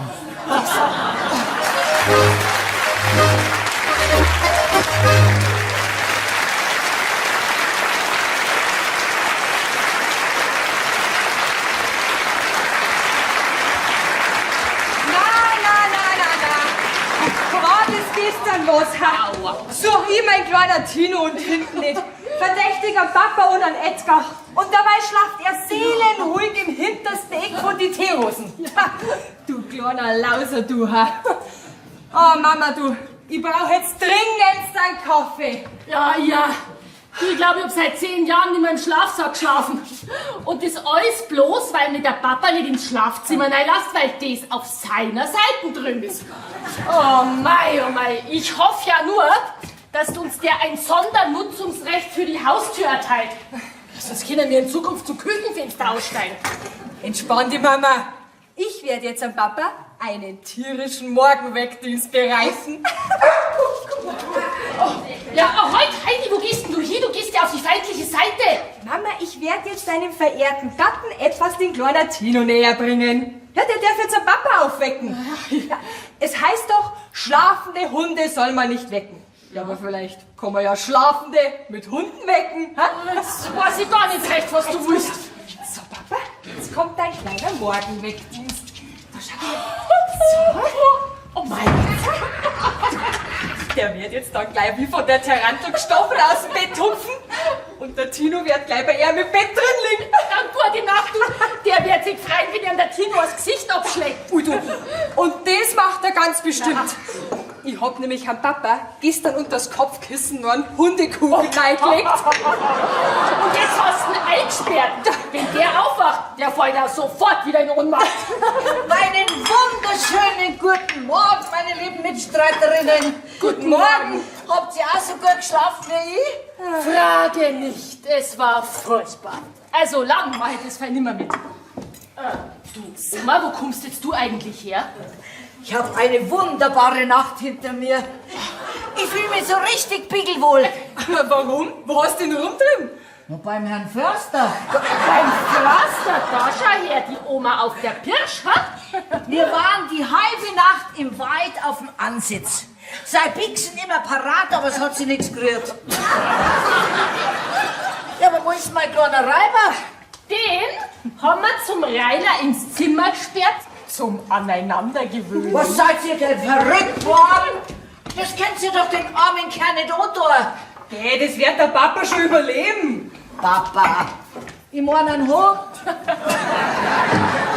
Apropos Hund, habt ihr denn jetzt endlich den kleinen Petrus vom Herrn Pfarrer wiedergefunden? Ah, nein, haben wir nicht. Gestern war es schon dunkel, aber heute nach dem Frühstück, da suchen wir gleich weiter. Der Herr Pfarrer hat zwar gestern gleich noch einen Suchaufruf gestartet, aber bis jetzt sind keine brauchbaren Hinweise zugekommen. Wir sind uns aber ziemlich sicher, dass diese Hundefängerin vom Edgar da dahinter steckt. Bitte nicht diesen Namen in meiner Gegenwart. Ja, aber leider haben wir heute keine Beweise. Naja, vielleicht hat der kleine Petrus ein Verhältnis und hat auch die Nacht außerhalb verbracht. Also, das schließt der Herr Pfarrer auf jeden Fall aus, wegen dieser Operation. Was hat denn der Pfarrer für eine Operation? Ja, die Heidi meint halt, dass er seine Männlichkeit nicht mehr hat. Nein, er ist kastriert. Was, der Herr Pfarrer? Oma! Na, Oma, der kleine Petrus. Na und? Ich hab auch beim Förster übernachtet, obwohl der keine Männlichkeit... Oma, du nervst. Obwohl der keine Männlichkeit hat mir beweisen müssen. Mei, das ist noch ein echter Kavalier alter Schule. Er hat mich ins Gästezimmer geführt, dann hat er gesagt, wissen Sie, Frau Specht, ich bin jetzt in einem Alter, wo ich gern mal eine günstige Gelegenheit verpasse. Wünsche wohl zu ruhen, gnädigste. Weidmannshall.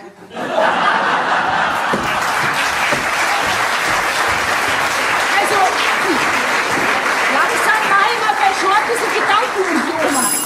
Obwohl, seit sie einen Förster kennt, ist mit ihrer Vergesslichkeit besser geworden. Ja, Alter schützt vor Torheit nicht, gell? Ja, herein, bitteschön. Wo sind die Mörder? Wo? Guten Morgen, Herr Pfarrer. Guten Morgen. Hab ich da richtig gehört? Bei uns soll ein Mörder sein? Ja. Genau, Ihr toller Vater und Ihr Verlobter haben einen hinterlistigen Mordanschlag auf unschuldige Bürger in unserer Gemeinde verübt. Bitte, was soll mein Mann gemacht haben? Einen Mordanschlag? Allerdings, der Metzgermeister Heinz Semmel ist heute Nacht vor ihrem Grundstück tätlich angegriffen worden. Ja, unter Einsatz von Schlägen. Was? Ja. Stromschlägen. Stromschlägen? An unserem Grundstück. Ja, genau. Stromschläge auf die, danke, auf die empfindlichsten Körperteile eines Mannes. Und wo soll das passiert sein? An Ihrem Gartenzaun. Ah, du jetzt versteh. Ah, das ist einmal gut. Ja, der wollte an unseren Zaun hinbieseln. Ja, dann geschieht's ihm ja recht, oder? Aber dass unser Zaun unter Strom steht, das ist mir allerdings neu. Ach, das ist doch bestimmt wieder ein Anschlag der Herren Tretminenentschärfer. Ja, aber bitte, was macht der Heinz in der Nacht bei unserem Gartenzaun? Frau Schwarz, nur meiner christlichen Nächstenliebe haben Sie es zu verdanken, dass wir noch keine Polizei mitgebracht haben. Jetzt sorgen Sie bitte dafür, dass Ihr Mann endlich wieder zur Vernunft kommt. Ja, wir sind nämlich jetzt an einem Punkt angelangt, an dem wir uns um die Sicherheit der Bürger und der Hunde ernsthaft Sorgen machen. Herr Pfarrer, jetzt bringen Sie einer doch erst einmal selber in Sicherheit. Wie? Naja, wie Sie ja wissen, hat mein Mann gestern unser Haus aufgeteilt. Ja, du. und wenn Sie der auf der Seite der Hunde Gegner antrifft, könnt's leicht da mal zum Anschlag kommen. Oh, Ja, also kommen wir's rüber. ja. Moment. Ah ja, danke. Vergelt's Gott, Frau Schwarz. Ja, Frau Doktor, Sie sind natürlich auch herzlich eingeladen, uns auf unserer Seite Gesellschaft zu leisten. Gell? Ich habe keine Angst. Ich stelle mich dem Feind. Guten Pfarrer, Herr Morgen. Ja, Heinz, grüß dich.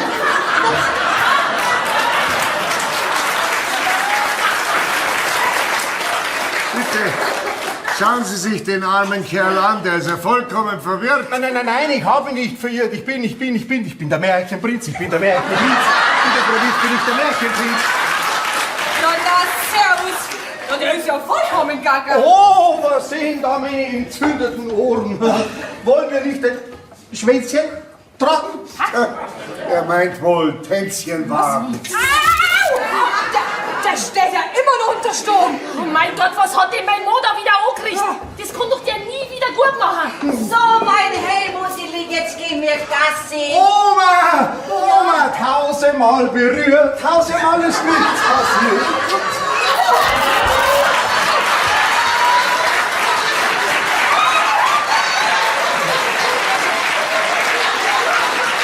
Und dieser Horse Pudel, die bieselt hier noch am ganzen Körper.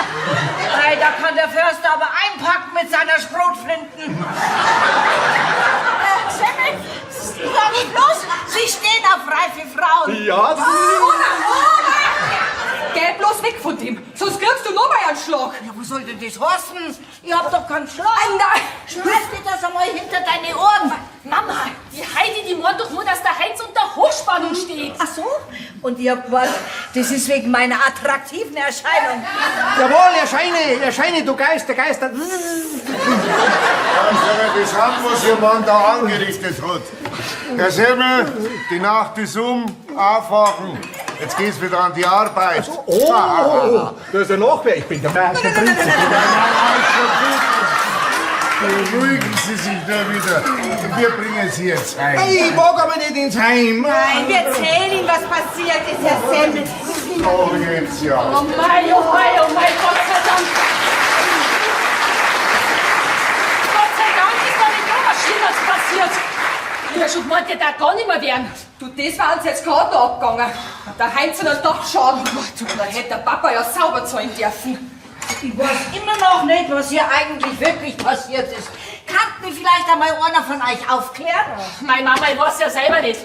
Was jetzt, gehen wir mal in den Garten und schauen nach. Komm. Ja, freilich. Ah, durchs feindliche Revier! Ja, schnell! So, und die blinde Briefdaun, die kann jetzt auch was erleben. Ah, einen wunderschönen guten Morgen, liebe Kaminkehrer-Tochter. Und, haben's gut geschlafen? Das Süßholzraspeln, das kannst du für die da aufhalten. Bei mir kannst du damit nicht mehr landen. Edgar, was hat die denn? Keine Ahnung. Auf jeden Fall hat's die Seiten gewechselt.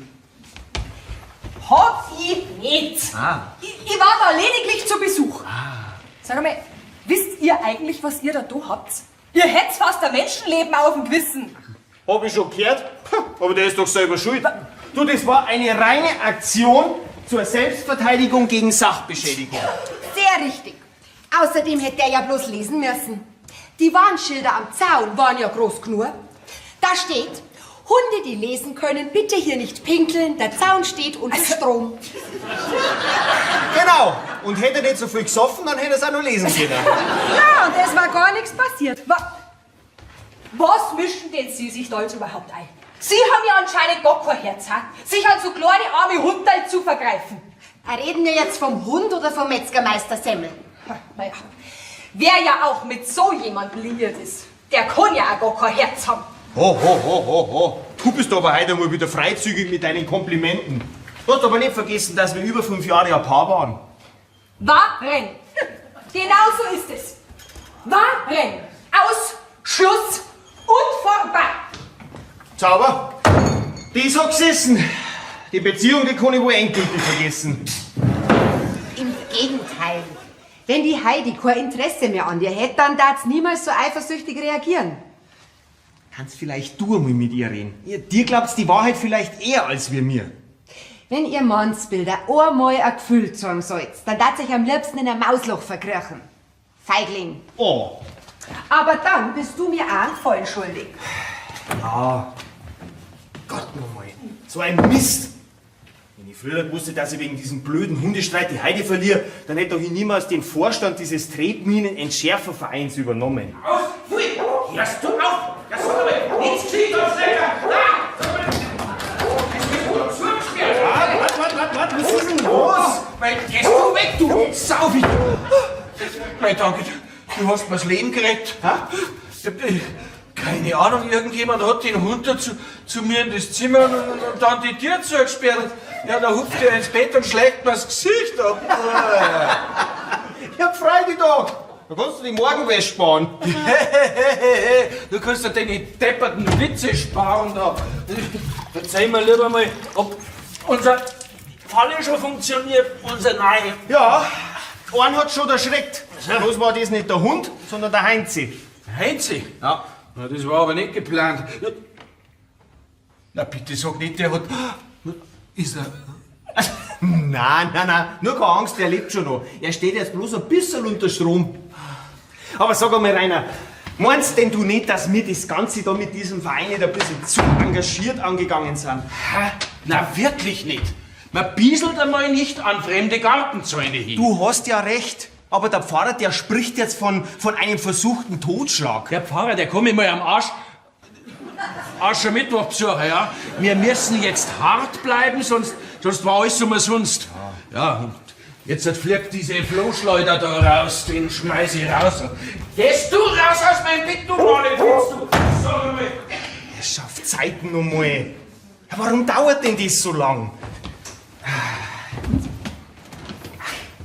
Hört man ja gar nichts. Hoffentlich hat das nichts Schlechtes zu bedeuten.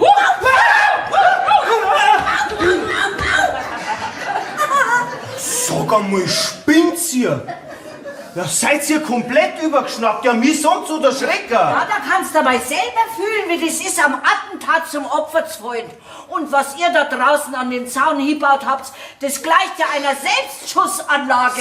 Oh mei, und so ein Feigling will mein Heidi heiraten. Oh je. Ach so, du vergisst aber nicht, dass du mit dem Hauptinitiator da verheiratet bist. Ja, noch. Aber wie du siehst, hat mein Mann unser Haus ja schon aufgeteilt. Ja, das ist auch gut so. Da wirst du es beim Scheidungsrichter einmal leichter haben, das Trennungsjahr zu beweisen. Ihr macht's tatsächlich ernst? Oh. Die Fronten sind verhärtet. Es kann nur noch heiter werden. Du sag einmal, Barbara, mein Schatz, habt ihr wirklich ernsthaft vor, euch scheiden zu lassen? Freilich nicht. Also jedenfalls nicht, wenn's nach mir geht. Aber du siehst das ja selber, der Rainer, der spinnt zurzeit total. Midlife-Crisis, ja? Das ist grad nix mit dem alten Spruch. Zur Ehe kehrt auch ein wenig Lieb. Ach, mein liebes Kind, wenn du was über die Lieb und die Ehe erfahren willst, dann musst du gleich 2 verschiedene Bücher kaufen. Und das alles nur, weil der Rainer immer in den Hundehaufen tritt. Oh, das ist doch lächerlich. Ja, freilich ist es lächerlich. Aber du kennst ihn ja, diesen Dickschädel. Der ist immer erst zufrieden, wenn er andere Leute aufs Dach steigen kann. Jetzt verlass dich da mal auf mich. Ich hab da so eine Idee. Und die werde ich auch sofort umsetzen. Bevor ich's wieder vergiss. Ja, du, dann schreibst du halt auf. Oh mei, was wird jetzt die wieder vorhaben? Also so dumm kann ja wirklich bloß ein Moos sein. Das stimmt. Hätte Marie, sag einmal, seit wann machst denn du gemeinsame Sache mit der gegnerischen Seite? Nur dazu mit so einer herzlosen Hundefängerin, ha? Jetzt gehen wir einmal auf einer Seite über hier. Marsch. So. Mama, jetzt wart doch erst einmal. Die Elvira, das ist zwar wirklich eine Hundefängerin, aber nur dann, wenn einer auskommt. Ja, ich bin nämlich Tierpflegerin im Tierheim. Sie hat bestimmt ein größeres Herz für Tiere wie wir zwei zusammen. Also keine also ich hab jetzt gemeint, sie waren eine richtige Hundefängerin. Ist schon in Ordnung, Frau Schwarz. Ganz unschuldig bin ich ja auch nicht. Ich hab das Spiel bloß mitgespielt, weil ich dem Edgar noch einen Gefallen schuldig war. Er ist ihr Cousin. Dann sind Sie nicht die Freundin vom Postbote. Nein, ich bin wirklich seine Cousine. Oh mein Heidi, da hast ja du den Edgar völlig zu Unrecht verdächtigt. Ich doch nicht. Die Oma war doch das, die muss sich die ganze Geschichte ausdenkt haben. Also war's das. Ja, meinst du, dass du das wieder irgendwie einrenken kannst? Ich hoffe doch schon. Also, ich habe jetzt ein richtig schlechtes Gewissen, dass ich mich als Hundefängerin zur Verfügung gestellt habe. Jetzt sitzt du doch da erst einmal hier. Hast denn du überhaupt irgendwelche Hund eingefangen? Der Herr Pfarrer, der sucht nämlich sein kleiner Petus. Nein, natürlich nicht. Die Herren Tretminenentschärfer hätten ja alle in eine Garagen einsperren wollen. Ja, das kann ich als Tierpflegerin doch nicht machen. Da die ja Schwierigkeiten kriegen im Tierschutzverein. Ja, Heinz, komm rein, grüß dich. Oh, hallo. Grüß Gott, mein Name. Ja, Heinz, geht's dir wieder besser? Besser, mir ist noch nie besser gegangen. Ach so. Und der kleine nächtliche Zwischenfall hat er keine Spuren hinterlassen. Hat er schon. Schaut's. Seit ich so elektrisch bin, habe ich meine wertvolle Uhr wieder gefunden, die ich schon so lange gesucht habe. Ja, ich suche was im Metzger gespinnt und auf einmal hinten bei den Gummistiefeln fängt die Uhr zum Leichten an. Wie man sich nie freut und jetzt möchte ich mich beim Rainer bedanken. Ja, das gefreut ihn bestimmt, aber er ist jetzt leider gerade nicht da. Was? Schade. Ja, ich muss jetzt wieder in die Metzgerei. Ich komme dann wieder, wenn der Rainer wieder da ist. Warten Sie jetzt, ich gehe mit. Weil ich brauche jetzt eine Wurstsemmel. Aber freilich, die kriegst du bei mir gleich mit. Puh, mein Gott, das war jetzt aber knapp. Ich hätte schon gemeint, der da dann Ärger machen. Also jetzt passt mal auf, meine Lieben. Ich habe jetzt die Lösung für unser Problem. Und? Ich und der Tino ziehen zum Herrn Förster. Was? Du, der Tino, jetzt zirkt's aus. Nur so lang, bis dein Vater sich an den Hund im Haus gewöhnt hat. Ich komme dann jeden Tag mit ihm ein paar Stunden daher zu Besuch. Nicht mein Hausschuh zusammenfressen, du sollst ihn bringen. Ja, so bringst du ihn zum Herrn, die brave Hund. Warte mal. Hab ich Sie da richtig gehört? War das der Papa? So, jetzt gehst du an die Leine, dann gehen wir zwei schön Gassi, gell? Ja, dann gibt's eine Wurst hier noch. Guten Morgen, Papa. Guten Morgen, Tino. So, und jetzt ist es aber ein End mit dem Spaß. Wir haben beschlossen, dass wir uns von dem vierbeinigen Freund trennen. Was, ihr wollt das Hund wieder hergeben? Genau. Ich persönlich werde den Hund aus dem Haus bringen. Aus dem Haus bringen? Wieso? Hast du da was dagegen? Nein, natürlich nicht. Im Gegenteil. Also gut, dann werd ich jetzt einmal meinen Hund holen. Nein, du bleibst, wo du bist da. Wir bringen dann schon. Papa, kann es sein, dass du deine Einstellung ein bisschen geändert hast? Von Saulus zum Paulus? Schmarrn. Aber wenn ihr so herzlos sein könnt, dass ihr den Hund wieder hergebt, dann bitte. Ist der Kaminkehrer Schwarz zu sprechen? Deine Person ist gefragt. Ja, der Metzgermeister Semmel, was für eine Freude. Rainer, ich komme wegen dem Vorfall von heute noch. Ich bin die ganze Nacht im Bett gelegen, das kann meine Frau bezeugen. Nein, das kann ich nicht. Wir schlafen nämlich seit gestern getrennt. Okay, das ist doch mir wurscht. Nein, Rainer, ich geb dir jetzt eine Belohnung. Da schau her, da hast du 50 Euro. Was, der kriegt noch ein Geld dafür, dass er die Leute fast umbringt? Geh, wer redet denn vom Umbringen? Geht das bisschen Strom, macht doch mir nichts aus. Hey, dagegen ist ja meine Frau ein Starkstromwerk. Herr Metzgermeister, einer fehlt jetzt wirklich nichts mehr? Nein, ganz im Gegenteil. Der Schwiegersohn hat ja meinen Schlachttag in der Metzgerei gerettet. Was? Ja, freilich, weil doch mein Schuhapparat kaputt ist, ja. Und weil ich so elektrisch geladen bin, habe ich in der Früh die Sei ganz allein erlegt. Ja, ich hab's bloß bei die Arbeiter nehmen müssen und BIM! Sind's Maus dort umgefallen. Ja, und meine wertvolle Uhr habe ich auch wieder gefunden. Ich helfe ja gern, wenn ich kann. Ne? Danke schön noch einmal. Und jetzt kriegst du von mir eine bärige Brotzeit, die wird gerade hergekriegt. Also, ich muss wieder in die Metzgerei. Ich hab noch ein paar Seil zu mir erledigen. BIM! Aber der Na, das ist ja jetzt mal eine echte Überraschung. Heilige Herr, das Geld das gibt's dem Edgar, weil der hat ja die Anschlussklemmen für diesen Spezialzaun besorgt. Schauen wir mal. Was, jetzt kriegt der Postbote auch noch Geld? Die zwei werden doch eingesperrt. Wer kann, der kann. Oh, großes Familientreffen. Da kommen wir ja gerade recht. Sehr gut, dass du kommst, Edgar. Wir müssen dringend eine außerordentliche Vereinssitzung. Leider sei mir jetzt bitte nicht besser, aber ich muss mich jetzt um meine eigene Zukunft kümmern. Hallo Heidi. Die Elvira, die hat... Hat mir gesagt, dass sie deine Cousine ist. Genau. Schau, und jetzt, wo doch alle Missverständnisse beseitigt sind, kannten wir zwar doch wieder miteinander... Edgar. Edgar! Heidi, mei. So, und ihr zwei, ihr könnt euch jetzt einmal ein Beispiel an uns nehmen. Weil bei uns hat nämlich wieder die Vernunft Einzug gehalten. Das sagt ihr mal, ihr zwei, von denen Jungen könnt ihr noch viel lernen. Ja, aber was wird denn jetzt aus dem kleinen Tino? Ein Postboot und ein Hund? Ich habe in dem Buch gelesen, dass man einen Hund mit einem anderen sehr gut ablenken kann. Und darum darf ich morgen gern deinen Tino zum Dienst mitnehmen. Und dann kann der so lange mit den anderen Hund spielen, bis ich die ganzen Briefe am Postkasten geschmissen habe. Freilich leid ihr mein Tino. Halt! Und was nehm ich dann mit zum Herrn Förster? Der kleine Helmut war sozusagen mein Türöffner. Na, den brauch ich. Was soll jetzt das heißen? Und ich darf mich dann gar nicht mehr um den kleinen Hund kümmern, ha? Und außerdem heißt der Tino und nicht Helmut, Oma.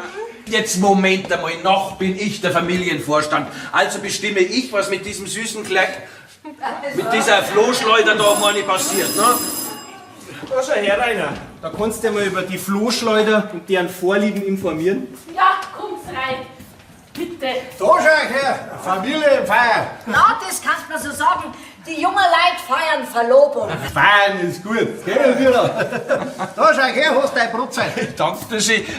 Was ist denn überhaupt aus unserem Antrag wegen die öffentlichen Hundeklos geworden? Ja, der Gemeinderat hat gestern die Anschaffung beschlossen. Es muss die Gemeinde nur noch so Papierbeutel kaufen, um es dann die Hundebesitzer zur Verfügung stellen können. Aha, Papierbeutel.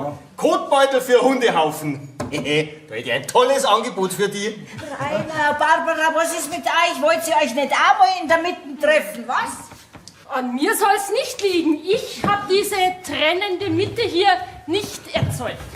Ja, jetzt bin wieder ich an allem schuld. Ja, bist du auch. Geht doch. Gott sei Dank. Meine Sauerei! Gibt's denn sowas auch? Jetzt bin ich in einen Hundehaufen drin. Also, schauen, das ist eine riesengroße Stinge, die Sauerei ist das. Gell, Herr Pfarrer, jetzt müsst ihr mal so richtig kräftig fluchen dürfen, gell? Ja, aber das stinkt vielleicht fürchterlich. Ja, das sage ich doch die ganze Zeit. Geben Sie mir, Herr Pfarrer, ich mache mir einer sauber. Herr Schwarz, Sie haben recht. Wir Hundebesitzer sollten wirklich darauf achten, wo wir mit unseren Hunden Gassi gehen und wo die ihr Geschäft hinmachen. Ja, und vor allem, dass das Geschäft dann auch in die Hundetoiletten entsorgt wird. Ja, sehen Sie, mit so viel Entgegenkommen hätte ich jetzt gar nicht gerechnet, Herr Pfarrer. Dann ist ja unser Verein der Tretminenentschärfer jetzt überflüssig. Ne?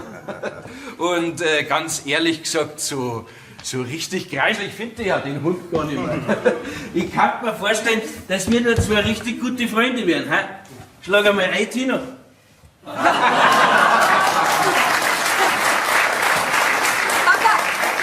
Das heißt, dass der Tino bleibt. Aber das war doch noch nie eine Frage. Aber bevor ihr euren Verein endgültig auflöst, ruckt endlich einmal den kleinen Petrus vom Herrn Pfarrer raus, den die da entführt hat. Was? Aber das habe ich doch gar nicht. Sie müssen mir glauben, Herr Pfarrer, ich wasche meine Hände in Unschuld. Das wäre gegen meine Berufsehre als Tierpflegerin. So, Herr Pfarrer, da haben Sie einen Schuh wieder, bitteschön. Dankeschön, vielen Ja, Dank. aber wer hat denn dann den Hund von Herrn Pfarrer entführt und versteckt, ha? Du brauchst mir jetzt gar nicht so anschauen, ich war's jedenfalls nie. Herr Pfarrer, Gott sei Dank, das sind Sie ja. Ja, warum? Was ist denn los? Also Ihr Pfarrköchin hat beim Kofferpacken den kleinen Petrus übersehen und hat ihn in den Koffer eingepackt. Nee, keine Sorge, es geht ihm gut. Ach Gott. Na, Gott sei Dank. Mein kleiner Petrus ist wieder da. Und, habt ihr das jetzt gehört? Wir sind also vollkommen unschuldig. Ja, also langsam kommen alle wieder zur Vernunft. Naja, wenn jeder ein bisschen Rücksicht auf der anderen nimmt, dann wird's ja wieder friedlich in unserer Gemeinde. Jawohl, weil die Nächstenliebe ist das wichtigste Gebot von allen. Amen. Jetzt brauchen wir ja bloß nur ein Schüttel an unserem Gartentürl, wo drauf steht: Vorsicht!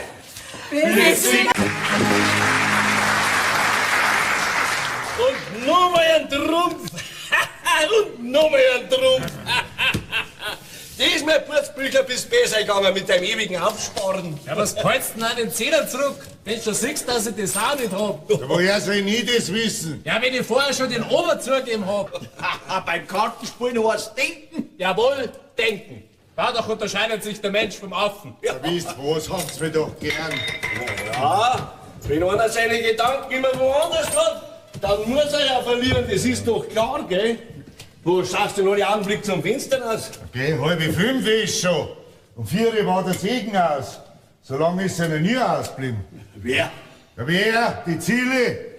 Herrschaftszeiten. Nix rührt sich auf dem Hof, wenn die Hauserin nicht dahinter ist. Merkt ihr was? Nein, nicht. Die Zille. Jawohl. Du, der alte Esel ist im Stand und hupft nur mal richtig eine. Wie lange ist jetzt sein Alter eigentlich schon tot? Ja, schon bald 2 Jahre. Aber ich glaub, dass der froh ist, dass es los ist. Ja, die alte beißt schon, die alte. Ja, das weiß ich. Ich glaub, der hat vor lauter Gift und gar nicht keine Zeit gefunden, für einen Hoferben zu sorgen. Und das war immer dem Putzbüchler sein größter Kummer.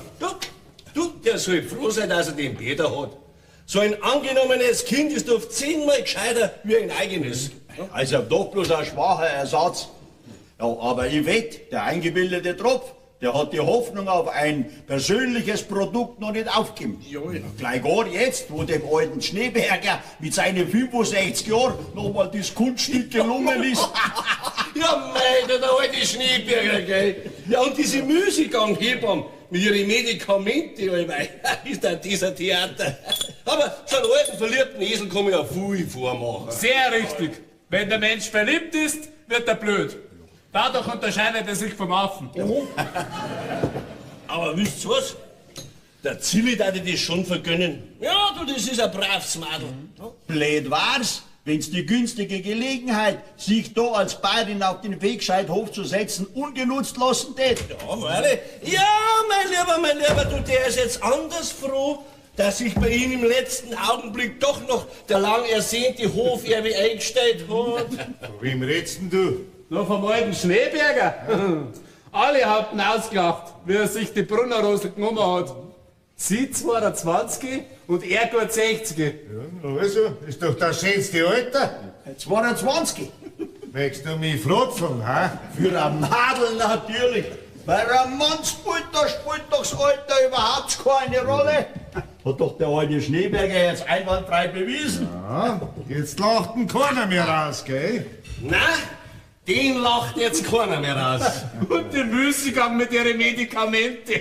Hör doch auf mit dem Blödsinn. Ein Blödsinn, sagt der Blödsinn. Du, der alte Schneeberger, der glaubt dran wie aus dem Evangelium. Jawohl, nur glauben muss der Mensch. Dadurch unterscheidet er sich vom Affen. Ja. Also, ihr könnt jetzt sagen, was wollt. Eine Courage gehört da schon dazu. Mit 65 und dann nur so ein junges Mädel. Und? Hat sie nicht einen Treffer gemacht? Nix hat's gehabt. Und jetzt hat sie den schönen Hof, oder? Recht hat er. Ganz recht hat er, der Purzbügler. Alle 10 Finger kann sie sich abschlecken bis an den Ellenbogen hintritt, dass den alten gekriegt hat. Ja, und der Hoferbe ist ja auch schon da. Ja, mehr hätte der Jüngste nicht bieten können. Ja. Und wenn ich der reiche Purzbücher war, ich weiß nicht, ob es nicht dem alten Schneeberger Standebeti nachmachen hat. Ja, wenn halt da der Peter nicht war. Was, Peter? Ja, du, der darf sich schönstens bedanken, wenn ihm da so plötzlich eine junge Bayerin vor die Nase hingesetzt wird. Was denn Bedanker? Ja. Du, noch bin ich der Herr am Hof, gell? Ja, aber du hast ihn so gut wie einen Kinderstand angenommen. Jetzt rechnet der Bub natürlich mit dieser Erbschaft. Der soll nur schauen, dass er sich nicht verrechnet, gell? Hab mir auch mein Alte seinerzeit eingeredet, dass ich den an Kinderstadt annehmen soll. Du, und jetzt da, dass ich vielleicht bei meinen Lebzeiten noch Bredelbrot auf den schönen Hof herhocken. Und nicht lang dauert's dauern, dann war eine Bayerin da, die man aber das Lebensauer machen hat, wie es meine alte Zeit ihres Lebens da hat. Gott hab sie selig. Die Beißzange. Vom Hof übergeben wird aber der Peter noch nichts gesagt haben. Aber hoffen tut er drauf, der Tropf der Hinterhältige. Jawohl, nur hoffen muss der Mensch. Dadurch unterscheidet er sich vom Affen. Ja. Solange er fleißig ist, hat er bei mir sein Auskommen und sein gutes Essen. Ja, aber so eine Arbeitskraft wie der Peter eine ist, verdient woanders aber trotzdem noch ein schöner Lohn. Ja, das wird sich später alles einmal finden, nicht?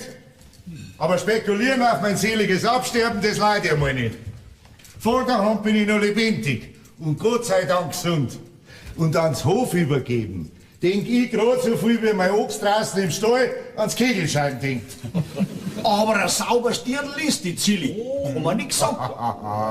Und eine Hauserin wirst nicht leicht eine zweite findest. Ja, aber der Peter ist schon nicht zum Verachten. Du, der Almbetrieb darf's auch ausschauen, wenn's den nicht hast. Ja, das gebe ich ja zu. Teufel, das war doch eigentlich kein schlechtes Nachfolgepaar auf dem Hof. Die Zille und der Peter. Was? Ja, wenn's du einmal ins Gras beißen musst. Das Geld beißen musst. Du, ich möchte sagen, vor der Hand habe ich noch gar keinen Gusto auf ein Gras, gell? Nein. Und dann der Zille und der Peter. Die zwei soll's ihr einmal sehen. Nichts soll streiten, deren die, wenn's zusammenkommen, ja. Ich mein, mir ist ja recht so. Weil Liebschaften auf meinem Hof habe ich noch nie geduldet. Da heißt's bei mir gleich vierte gut. Und das wissen die zwei genau.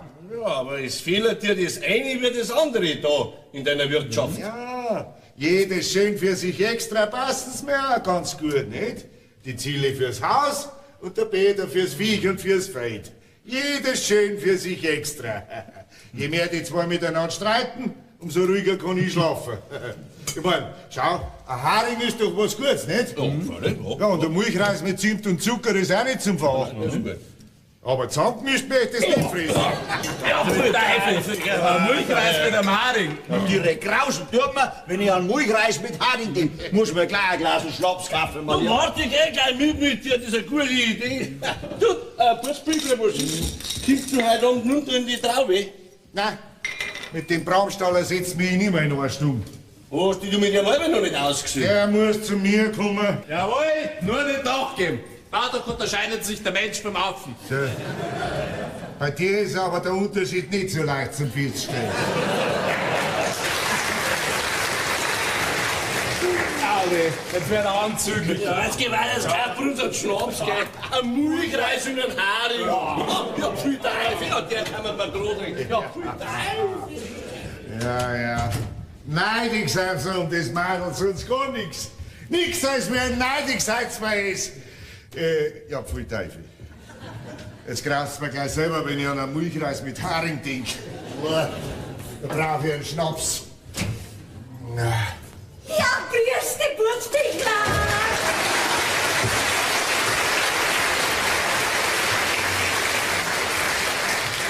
Den Müßiggang beim das auch noch. Ja, das auch noch. Ja, so sind's die Leute, gell? Aber meistens können sie es gar nicht erwarten, bis ich komme, um einen neuen Erdenbürger aus nächtlicher Dunkelheit ans Tageslicht zu verhelfen. Dann sagt er, das auch noch. Ja, was bei mir gibt's halt nichts an das Tageslicht zu verhelfen. Ja, das weiß ich schon. Denn deine Alte, oh Gott hab sie selig, die hat mir nie was verdienen lassen. Obwohl ich ganz sicher bin, dass du mich in diesem Fall viel freundlicher empfangen hast, als wir gerade jetzt. So. Ja, also, was willst du denn nachher? Ja, du, ich darf dich bitten, gell, wenn morgen dein Knecht, der Sepp, in den Stall fährt, dass er mir was aus der Apotheke mitbringt. Schau her, Putzbüchler, da was geht und da ist der Zettel, was aufgeschrieben ist, gell? Was ist denn? Ja, das ist eine Mischung für ein Pulver. Au, wie pass bloß auf, dass du nicht einmal recht nicht abst mit deinen Mischungen, du. Der Doktor von Hartwang hat schon lang scharf auf dich. Weiter, was versteht denn der von meinen Mixturen? Neidig ist er mir um meine wissenschaftlichen Kenntnisse, das ist alles. Mehr wie so ein studierter Doktor wirst du auch nicht wissen. Oha, da täuschte. Unser Eins hatte berufliche Erfahrungen. Das ist mehrer wert als für das ganze Studium. Ja, glaubst denn du, der alte Schneeberger, der schenkt mir umsonst 3 Klafter Holz und lasst mir bei Heiserl neu eindecken? Alles nur, weil ich ihm zu seinem lang ersehnten Hoferben verholfen habe. Was? Ja, du, sag einmal, wie alt ist denn der Schneeberger jetzt eigentlich schon? Ja, du, der war jetzt vorige Woche 65. 65? Das ist ja 7 Monate älter wie ich. Da musst du dich schier wundern, gell? Nein, man braucht sich gar nicht wundern, wenn man die Müßiggang-Hebamme zur Beraterin hat. Wie das? Da liegt ein Schneeberger, sein zweiter Bub, fix und fertig. Mehr sagen nicht.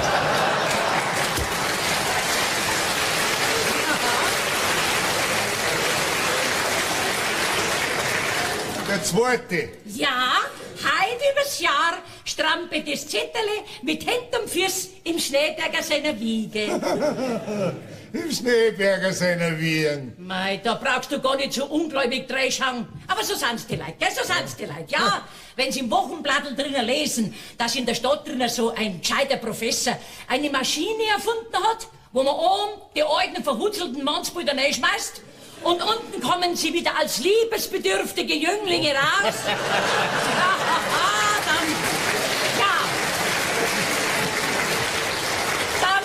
Dann wird es glatt, gell?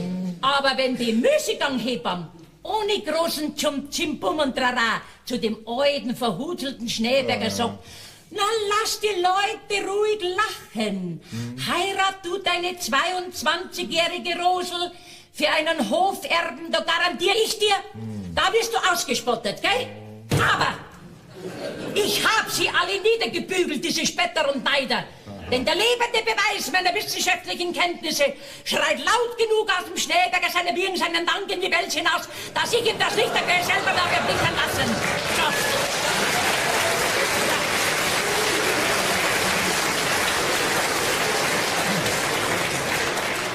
Teufel, da schau nicht her, hä? Ja, da darf der Schneeträger freilich was schwingen lassen, gell? Ja.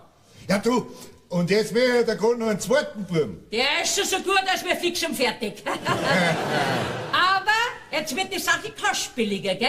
Ihr habt den Beweis, dass ich was kann, also müsst zahlen. Ja. Herrschaftszeiten, da wären wir halt eine Garantie hätte dafür. Gib wieder, Putzbichler, gib wieder. Wenn's du willst, sogar schriftlich. Ja? Der schaut da doch den alten, verhutzelten Schneeberger an. Gegen die. Ja, ich bin ja auch 7 Monate jünger, gell? Und die Zille ist genauso ein kerngesundes Madel als wie die Rosel. Wie kommst du denn jetzt auf die Ziele? Psst, red doch nicht. Wir wissenschaftlich gebildeten Leute haben da einen scharfen Blick. Und ich vergönne dir das Madel auf das auf, was du mit deiner seligen ersten alles mitgemacht hast. Hey? schon. Aber weißt, es war halt... Ein Glück fürs Madel und für dich erst recht. Den schau, Putzbichler, jetzt hast du noch Zeit dafür zu sorgen, dass dein Hof nicht in fremde Hände übergeht, wenn du heute oder morgen in ein besseres Jenseits abberufen werden solltest. Aber was denn da? Nein! Ich mein, es fragt sich halt nur... Ob die Ziele will? Ja. Das Madel, das möchte sein, dass einen Putzbichelbauer ausschlagt. Ein Mann von deiner Statur und so einem schönen Kopf. Besitz. Aber dazu schauen musst, nicht, dass der andere das Madel vor der Nase weggeschnappt. Hast du vielleicht nicht gemerkt, dass der Peter schon ein Auge auf sie geworfen hat? Was, der Peter? Ja. Okay, da hab ich gar keine Angst.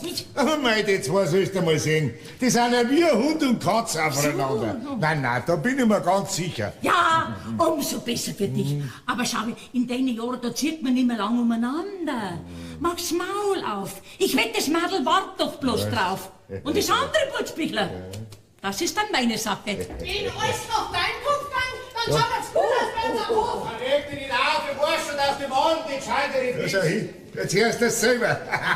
Aber weißt du was, Hebamme, geh weiter. Ja. Geh mit mir, geh auf meine Kammer mit. Ja. Weißt du, die Leute brauchen nicht gleich wissen, dass du bei mir da bist. Ja, ist schon gut, ist schon gut. Ich darf nur Saubleid über meinen Besuch reden, gell, ja. Von dir lass ich mir gar nichts sagen. Du von dir nicht. Ich bin schon länger da am Hof, als du das weißt. Und überhaupt. Ist ja gar keiner da. Jetzt haben wir uns ganz umsonst angestrengt. Was sagt nachher die blöde Ursel, der Bauer da herinnen in der Stunde? Schade. Jetzt waren wir gerade so schön fahrt. Das macht nichts. Aufgeschoben ist nicht aufgehoben. Es wird sich heute schon eine Gelegenheit finden, dass wir zusammenkommen mit ihm. Aber schau, Peter, das Heute muss er mal Fappe können. nur nichts überstürzt. Nix. Die Komödienspielerei, die hab ich satt. Immer das Fremde und das Gehässig sein gegen dich vor die Leute, damit niemand was merken soll, wie wir zwar miteinander stehen. Nein, ich kann's nicht mehr. Und ich mag's auch nicht mehr. Aber schau. Heute muss er mal Fappe können. Und wenn das wahr ist, was die Leute im Ort umeinander verzeihen, dass er dich zu seiner Bayerin machen will, nachher weiß ich, was ich jetzt tun hab. Aber seine unverschämte Umeinanderteilscherei bei dir, die leide einfach nicht mehr. Du bist doch nicht gescheit. Die Leute reden viel, wenn der Tag lang ist. Mich zu seiner Bayerin machen. Okay. Seine Bequemlichkeit will er haben. Und sein gutes Essen, weiter nix. Warum haust du nachher nicht einmal ein gescheites auf seine Bratzen, wenn er wieder das Tatscheln anfängt? Peter, schau, das verstehst du nicht. In Tant, wo ihn kriegen. So fest in Tant, dass er mir gar nicht mehr auskommt. Und dass er lieber Ja und Amen zu unserer Zusammenheirat sagt, als dass er mich nochmal vom Hof genoss. Du kennst du den Storschädel aber schlecht. Ich glaub, man schon weit verlass dich drauf. Der fragt mich doch heute schon bei jeder Gelegenheit, du Zilli, wer soll denn das machen und wir das? Du? Und vor ein paar Tagen, da hat er es mir erst eingestanden, dass er sich die Wirtschaft am Hof ohne mich gar nicht mehr vorstellen kann. Ja. Na also, da hast du es ja. Das ist ja schon so viel, als wie ein Heiratsantrag. Also wenn er das wirklich wollen hat, dann war er wohl schon deutlicher geworden. Du weißt gut, warum er sich zurückhält.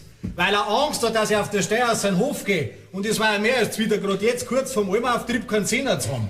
Aber bin ich erst mit dem Vieh die 6 Stunden drum auf dem Berg, wo ich nichts zum Sehen und zum Hören krieg. Nachher darf er schon loslegen. Okay. Nix! Kein Schrieb mehr mache ich auf die Alp, bevor ich nicht sicher weiß, wie der alte Holzbogen der Sache wirklich denkt. Ja. Und wie willst du denn das rauskriegen? Ganz einfach. Wenn ich wieder merke, dass er um dich rumschwanzelt, als wie die Katze um einen heißen Brei, und seine unverschämte Taschlerei wieder anfängt, komm ich gerade zufällig rein bei dir fang mit dir wieder ein Streit an und nachher dreht die Geschichte schon so, dass ihr mir nicht mehr rauskommt. Du, wie ich sieg, verstehst du dich aufs Komödienspielen auch ganz gut. Ja, hab ich alles von dir gelernt.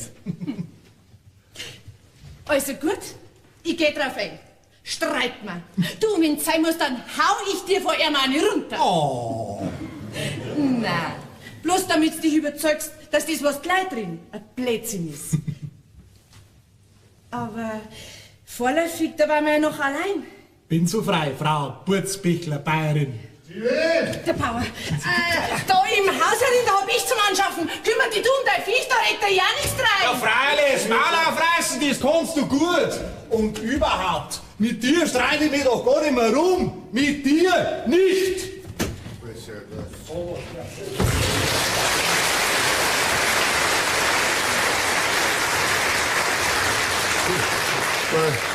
Was hat's denn schon wieder gegeben? Möcht er mir da Vorschriften machen? Ah, dann hast du schon recht, Silly. Lass ihn nur ordentlich abfahren. Ich steh schon hinter deiner. Aber er sagt immer, als dein Stellvertreter hätte er mir zum Anschaffen. Ah, was denn Stellvertreter? Drum auf der Alm, bei den Rindviecher, da kann ich auch anschaffen. Aber da im Haus herin bist du die Schafferin, gell? Ja, weißt Bauer, da hab ich aber keinen leichten Stand, weil schließlich und endlich ist er ja der zukünftige Herr da am Hof. Was den Herr am Hof? Ja, er kriegt doch einmal der ganze Sache. Er behauptet jedenfalls, du hättest es ihm zugesagt. Ich? Nein, zugesagt hab ich ihm gar nichts, gell? Ich hab ihm höchstens hin und da einen kleinen Teiterer gegeben wegen der Erbschaft. Aber nur zur Aufmunterung bei der Arbeit, verstehst? Ja, weißt du, Silly, ich muss ja da hochpolitisch vorgehen. Ja, sonst bin ja ich am Ende der Dumme, nicht? Wo krieg ich denn heutzutage einen Sehner her, auf den er mit allem so verlassen kann, wie auf den Bäder, nicht? Und da halte man eben schön warm, mit der Aussicht auf die Erbschaft. Ach so. Ja, aber wenn er die heute oder morgen einmal Kerzen grad fragt, wie du es mit der Erbfolge halten willst, nehmen wir mal an, er hat die Absicht zu heiraten. Dann fliegt er raus. Dann fliegt er raus. Tja, das darf man grad noch abgehen. Ein fremdes Weiberleut da am Hof.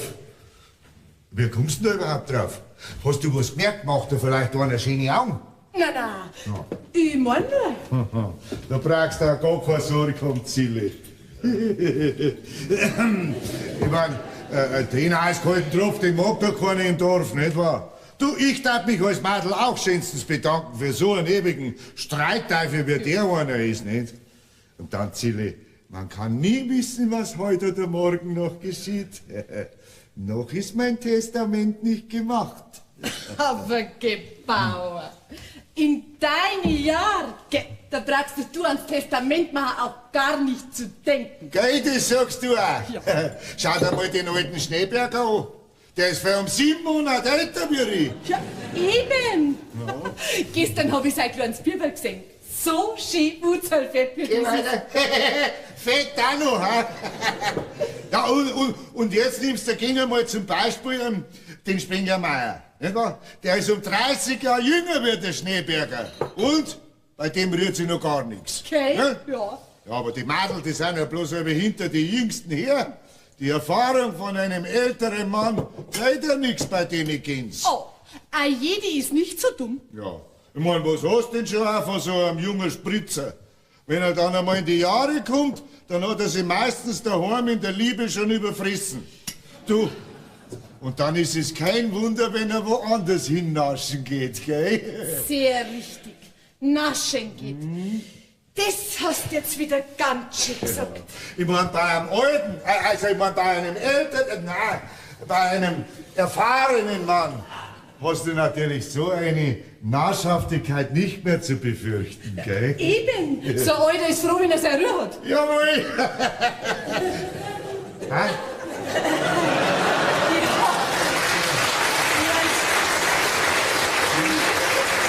Ich hab gemeint, der ist zufrieden, wenn er seine Ordnung hat und sein gutes Essen, Ja. etc.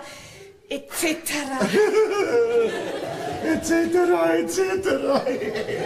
So hast jetzt du wieder Fein gesagt, gell? Du sag einmal, Bauer, wie hat er denn eigentlich heute Mittag der Apfelschmack geschmeckt? Der Apfelschmack, mei, der war ja so gut, sag ich dir. Der war so, alle Achtung, muss ich sagen. Nächsten Sonntag, da kriegst du mit Birne.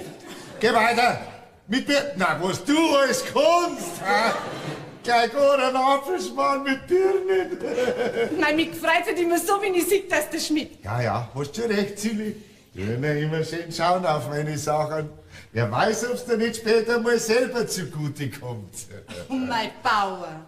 An sowas denken war ja schon sündhaft. Ich, ein armes Mann. Oh, da darfst du ruhig dran denken, Silly. Darfst du dran denken, ja. Ruhig dran denken darfst. Noch ist mein Testament nicht gemacht. Ja, lieber Peter, noch ist es nicht gemacht. Was ist noch nicht gemacht? Das letzte Haar ist noch nicht gemacht. Das muss für heute noch rein, gell? Ach so, wegen dem bisschen Hai fuchtelst du so mit der Faust in der Luft herum. Nein, Mann. Nicht, dass am Ende wieder dazwischen kommt, verstehst du? Unangenehm ist das manchmal schon, wenn gerade so ein Weder dazwischen kommt. Hörst das? Jetzt fängt er schon wieder an. Okay, er hat ja gar nichts gesagt. Du kennst mich nicht so gut wie ich. Entschuldigen Sie, Fräulein Zilli, dass ich Sie da beim Heumachen gestört hab. Jetzt ist er Ruhe, gell? Ich verbiete mir solche Andeutungen. Was möchtest du überhaupt sagen damit? Die versteht mich schon. Nur fleißig wenden, Fräulein Zilli. Immer fleißig wenden, das Hai bis ganz dürr ist. Und nachher schnell einfahren. Je eher man den Haistock unterm Dach hat, desto besser. Was redest du denn von einem Haistock daher? Na, wen wird er wohl anders machen als mit dich? Wie? Naja, wenn ich fleißig wenden sollte, ja, dann nimmt er dich als Heustock an. Gut versteht sich das, Fräulein Zilli, auf die Blumensprache. Ach, und da sollst du mich wenden, bis ich ganz dürr war. So ist das gemeint. So ausgeschaut denkst du von mir. Du, dann lass dir gesagt sein, mein lieber Peter. Dir gebe ich noch lang keinen Heustock ab, gell? Und an den Türen schon gleich gar nicht. Wenn er feucht ist, fängt er gern von der Lohrfeier. Braucht sich das Fräulein Zilli weniger plagen. Also, wenn's dir jetzt nicht seinen Mund verbietest, Bauer, dann pack ich auf der Stein meine Sachen und geh. Machen wir so, Zilli, ich brauch dich zum Milchmessen. Gerade jetzt muss sie daherkommen. Die und geh. Geh. Das glaubt doch der stärkste Ochs nicht. Das glaub nicht einmal ich. Peter, sag einmal, muss denn jetzt immer gestritten werden, ha? Schau, du als Mannsbild, meine, sollst doch der Gescheitere sein. Nein, das muss sie, die Gescheitere, und ich der Dumme. Was willst du da sagen damit? Dass ich keine Lust hab, mich den ganzen Sommer über auf der Alm drum abzuschinden, damit später einmal einer über den dummen Kerl recht lacht, der sie festblockt hat, damit sie sich schön in die warme Wohl setzen kann. Dann meinst du die Ziele? Ach, ihre Freundlichkeit zu dir und ihre Gehässigkeit gegen mich, mehr braucht's doch nicht, das sagt alles. Hör mal. Langs hin und her hat gar keinen Wert. Und nachdem du ohnehin gerade gesagt hast, ihr als Mannsbild müsst der Gescheitere sein, drum mache ich hier Platz und geh. Ja, Herrschaftszeiten, da bleibst. Du wirst ja nicht wirklich glauben, dass ich noch einmal ans Heiraten denk. Das war ja direkt lächerlich. Der Schneeberger, der ist älter wie du. Um 7 Monate. Ja, das ist auch noch einmal neidabt. Was? Ist ja auch noch einmal neidabt. So was Blödes hast du gehört. Er hat halt, wie man so sagt, das Bedürfnis verspürt, nicht? Das ist ja, und ich bin mir gar nicht sicher, ob du nicht heute oder morgen nicht auch so ein Bedürfnis verspürst. Ja, nicht so blöd daherreden. Warum warst du denn auch die ganze Zeit bei dir Ziele hin, Ziele her? Das verstehst du nicht, Peter. Gesetz dich hin, ich werde das erklären. Schau, Peter, ich muss ja da hochpolitisch vorgehen. Sonst bin ja ich am Ende der Dumme, nicht? Ja, wo krieg ich denn heutzutage eine Hauserin her, auf die ich mich in allem so verlassen kann, wie auf die Ziele, nicht? Und wenn sie wirklich auf das spekuliert, was du meinst, meine Bayerin zu werden, lass sie doch spekulieren. Lass sie ruhig spekulieren. Damit halte ich sie mir schön warm und kostet mich keinen Pfennig. Ach so. Ja, nachher soll sie aber nicht überall rumverzeihen, du steigerst ja nach wie ein süchtiger Gockel. Ja. Und wenn du mir dir redst, nachher dass du die Augen verdrehen, als wieder abgestochenes Kaibe. Was? Das hat sie gesagt? Freilich. Schau dir einer das Madel an. Du, aber der wäre geben.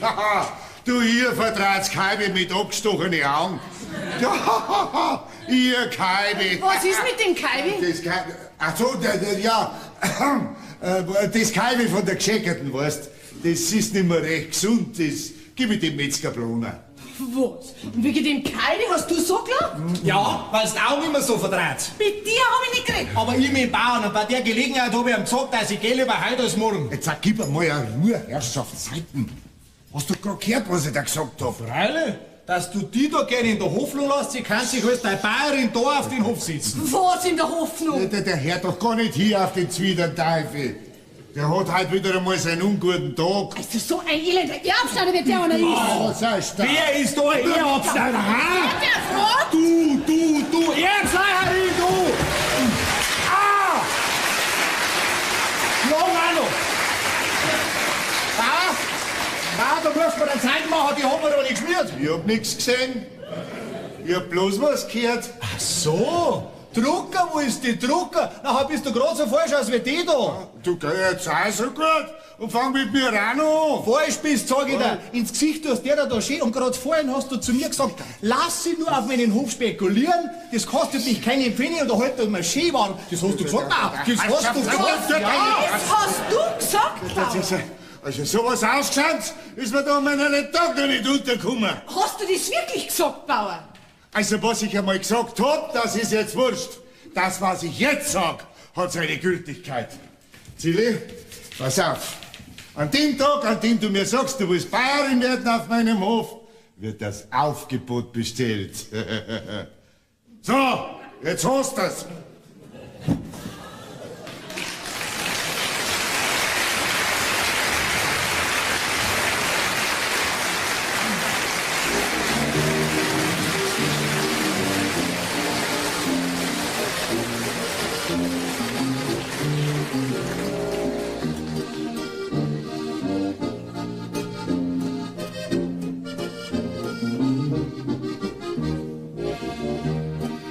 Noch anfangs des vorigen Jahrhunderts waren die sogenannten Probenächte im bayerischen Allgäu ein allgemein geübter Volksbrauch.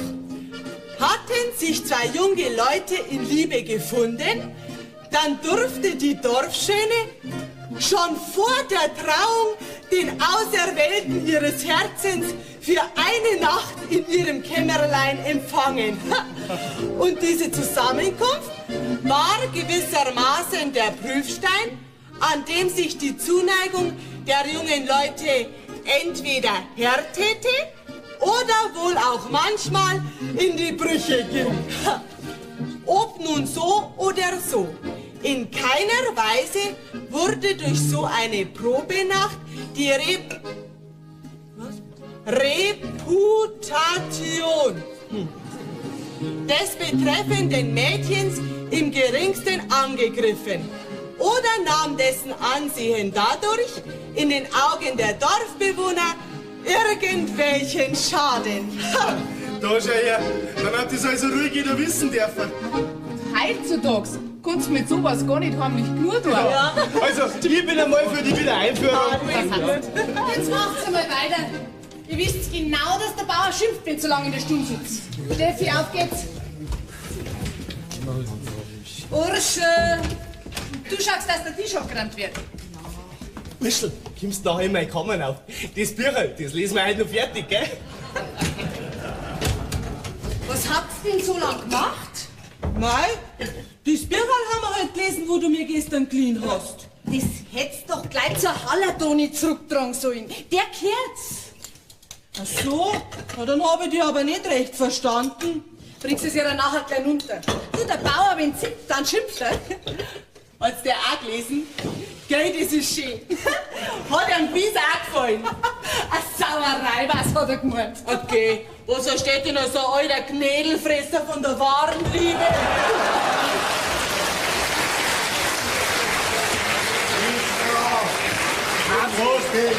Himmelkreis-Teufel, wer will denn hier eigentlich? Steht denn hier unter Kuratei?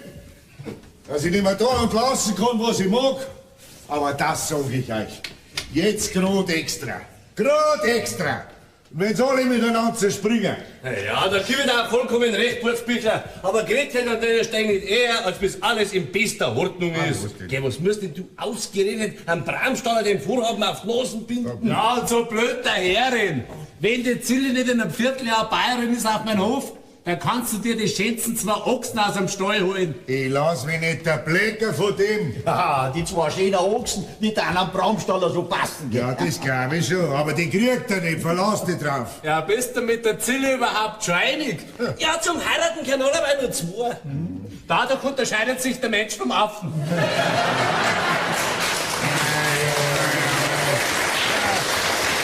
Das Madel möchte ich sehen, dass einen Putzbichler ausschluckt. So eine blöde Gans gibt's freilich nicht. Ah, jetzt kannst du aber auch nicht mehr zurück, sonst lacht das ganze Dorf aus. Ja, am meisten der Bramstaller mit seinen 2 Ochsen. Du, in 8 Tagen ist das erste Aufgebot, gell? Und dann können sie zerspringen. Alle miteinander. Was ist denn nachher mit dem Peter? Was werden sie? Geht oder? Ja, jetzt kurz vor dem Almauftrieb lasst er mich sitzen. Na, erst mal. Ja, das ist der Dank dafür, dass ich durchgefordert hab. Nein, so undankbar ist ja so ein Mensch. Dadurch unterscheidet er sich vom Affen. Ah, du Putzbichler, sag einmal, hast du nicht ein bisschen Angst vor dem Peter, seinem Vater? Vom Knorpel? Du, das ist keiner von den Feinsten. Ja, der hat seinen Bub immer schon als Bauer da am Hof gesehen. Das darf ihm so passen, gell? Aber was der Schneeberger keiner hat, wird doch der Putzbichler auch noch fertig bringen. Das glaubst. 2-mal. Was? Zwilling? Und dann sind wir 3 die Taufparty. Ja, auf geht's, Mann, auf das wirst du mal trinken. Jawohl, das ist eine gute Idee und sauber ist der Putzbichler. Frage, ihr kennt's mir alle 3. Na, ein Schnaps ist uns lieber. Dadurch unterscheidet sich der Mensch vom Affen. Jawohl. Zwilling.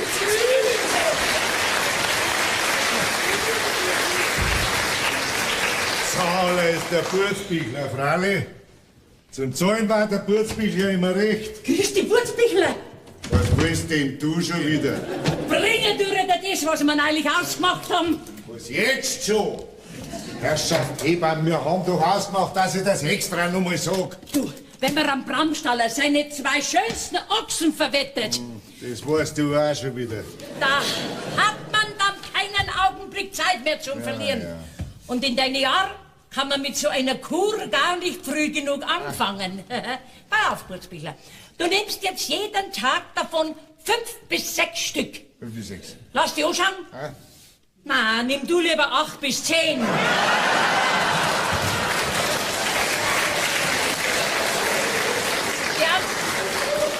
Die andere Hälfte bringe ich dir morgen. Das ist noch beim Trocknen, gell? Also wie gesagt, immer fleißig einnehmen. Dann bist du in 14 Tage im Besitze eines Hoferben oder, um mich beispielmäßig auszudrücken, du hast deinen Burm auf der Sparkasse liegen und kannst ihn jederzeit abheben. Ja, du. Und was kostet nachher das? Nix, reden wir nicht, das zahlst alles miteinander. Da gelten Liebhaberpreise. Also, Ja. ja. Tja, also der Bub war jetzt da. Wenn's wahr ist. Wenn ich halt jetzt die Mutter dazu auch schon so sicher red, gell? Ja, bist du mit der Zille noch nicht einig? Ja.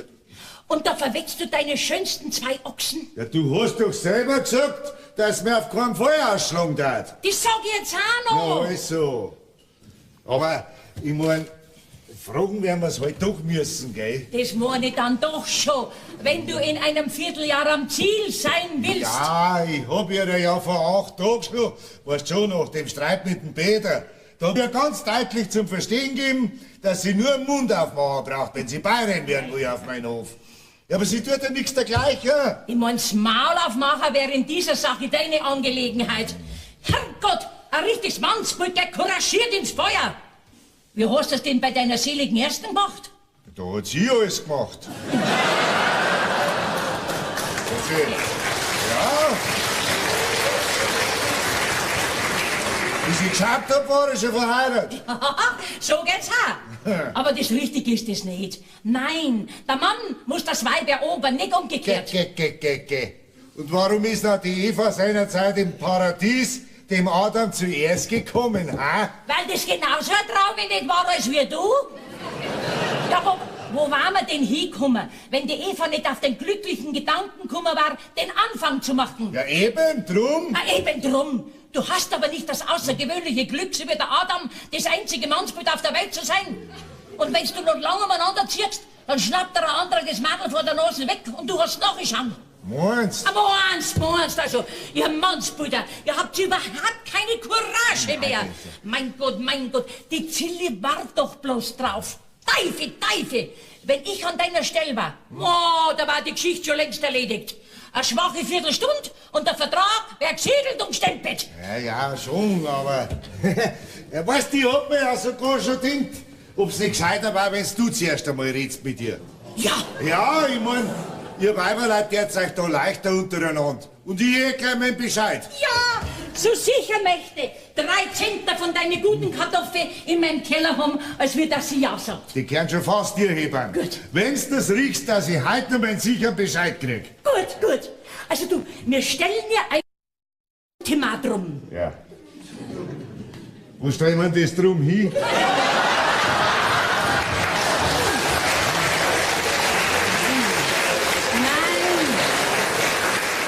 Heute auf Nacht möchte ich deinen günstigen Bescheid, ob ja oder nein. Genau, ja. Ja, und wenn sie nein sagt? Dann schmeißt das raus, dann verdienst du es nicht besser. Das kann ich nicht machen, Hebamm. Herrschaft, jetzt geht mir der Peter schon und ich weiß noch nicht, woher einen Ersatz nehmen. Nein, du meinst nicht, dass es gescheiter ist, wenn wir nur ein wenig zuwarten? Freilich, wart zu. Gib dem Bramstaller deine 2 schönen Noxen und lass dem ganzen Dorf auslachen, dass du nicht einmal so viel Schneid hast, als wie der alte Schneeberger, gell? Jetzt, Herrschaft, renn halt nicht gleich davon. Ich mein, sowas muss doch gut überlegt sein. Nix überlegen. Lass mich mit dem Madel reden. Und ich wett, du hast bis heute Abend deinen günstigen Bescheid. Oh. Jetzt hast du keine Gelegenheit. Aber ich druck mich dabei, gell? Weißt du was, Hebamm? Wenn's mich brauchst, ich bin dann in der unteren Sägmühl, gell? Ja. Also nachher. Vierte nachher. Und sowas tragt er Hosen und raucht.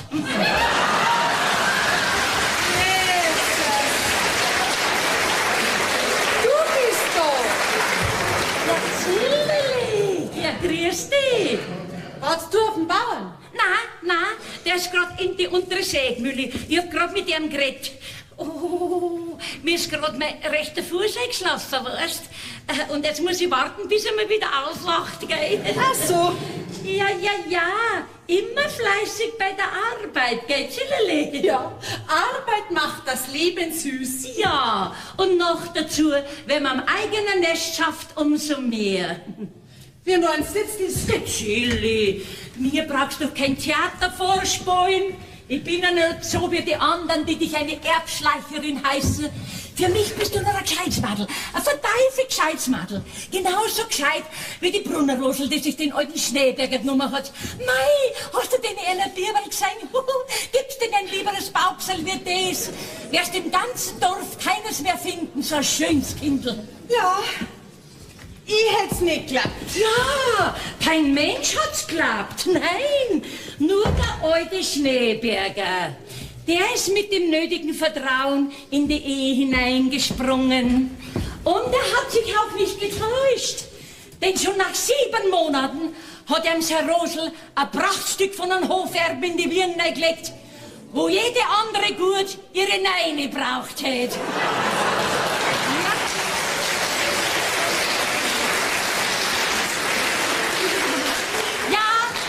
Der Mensch muss nur vertrauen. Dadurch unterscheidet er sich vom Affen, sagt der Keindelsohn. Chili, du darfst die Sache nicht ins Lächerliche ziehen. Nein, du sollst nur sein, wie die Leidl miteinander leben, wie die Turteltäubel. So. Ja, grad vorhin bin ich am Hof bei einer vorbeigegangen, ja. Und da sind sie dann in der Stube drinnen gesessen und haben Karten gespielt.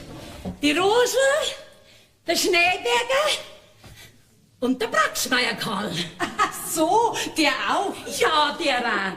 Mein Gott, die Rosel ist ein Gescheißmadel. Von der kannst du was lernen, ja. Halt vor einem Jahr noch so ein armes Madel, gell? Und jetzt Bayerin von so einem schönen Hof. Ja, alles geht. Nur an mich muss man sich halten. Immer nur an mich. Du, vorläufig brauch ich deine Hilfe nicht, weil ich keine solchen Absichten habe als wie die Rosel. Ja, Madel, ja, bist denn du ganz von Gott verlassen, ha? So eine schöne Versorgung möchtest du ausschlagen? Ja, und glaubst denn du, der Putzbüchelbauer, der heute eine Viertelstunde länger da am Hof, wenn er dahinter kommt, dass der Bäderl... Was bringst du denn jetzt auf einmal den daher? Psst, reg dich nicht auf. Na, wir wissenschaftlich gebildeten Leute haben einen scharfen Blick. Den Bauern kannst du ja Theater vorspielen, aber doch nicht mir, meine Liebe. Mit deiner Vermutung bist am Holzweg. Ja, warum streitst du es denn ab?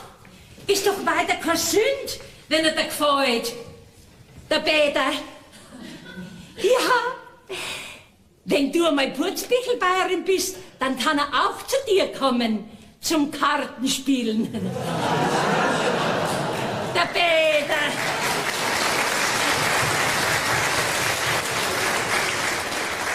Immer noch besser als Putzbüchelbayerin mit dem Kartenspielen, als wir als sein Weib Brennsuppen schlappern und im Wald Holz glauben gehen. Ich versteh dein Geschwätz nicht. Oh, du verstehst mich gut. Du verstehst mich genauso gut wie die Brunner Rosel, die sich den Schneeberger genommen hat. Du sag einmal, hast du vielleicht vom Putzbüchler den Auftrag, mich auszufragen? Ja, Madel, jetzt sind wir soweit. Mei, verschossen ist endlich. Ich bin bei der Ohrwaschel. Und wenn sie so einen Alten erwischt, dann wird er wach, dann wird der Batz wach. Da kannst du mit ihm machen, was du willst. Und drum, Madel, wenn's gescheit bist, dann greif zu, gleich heut noch.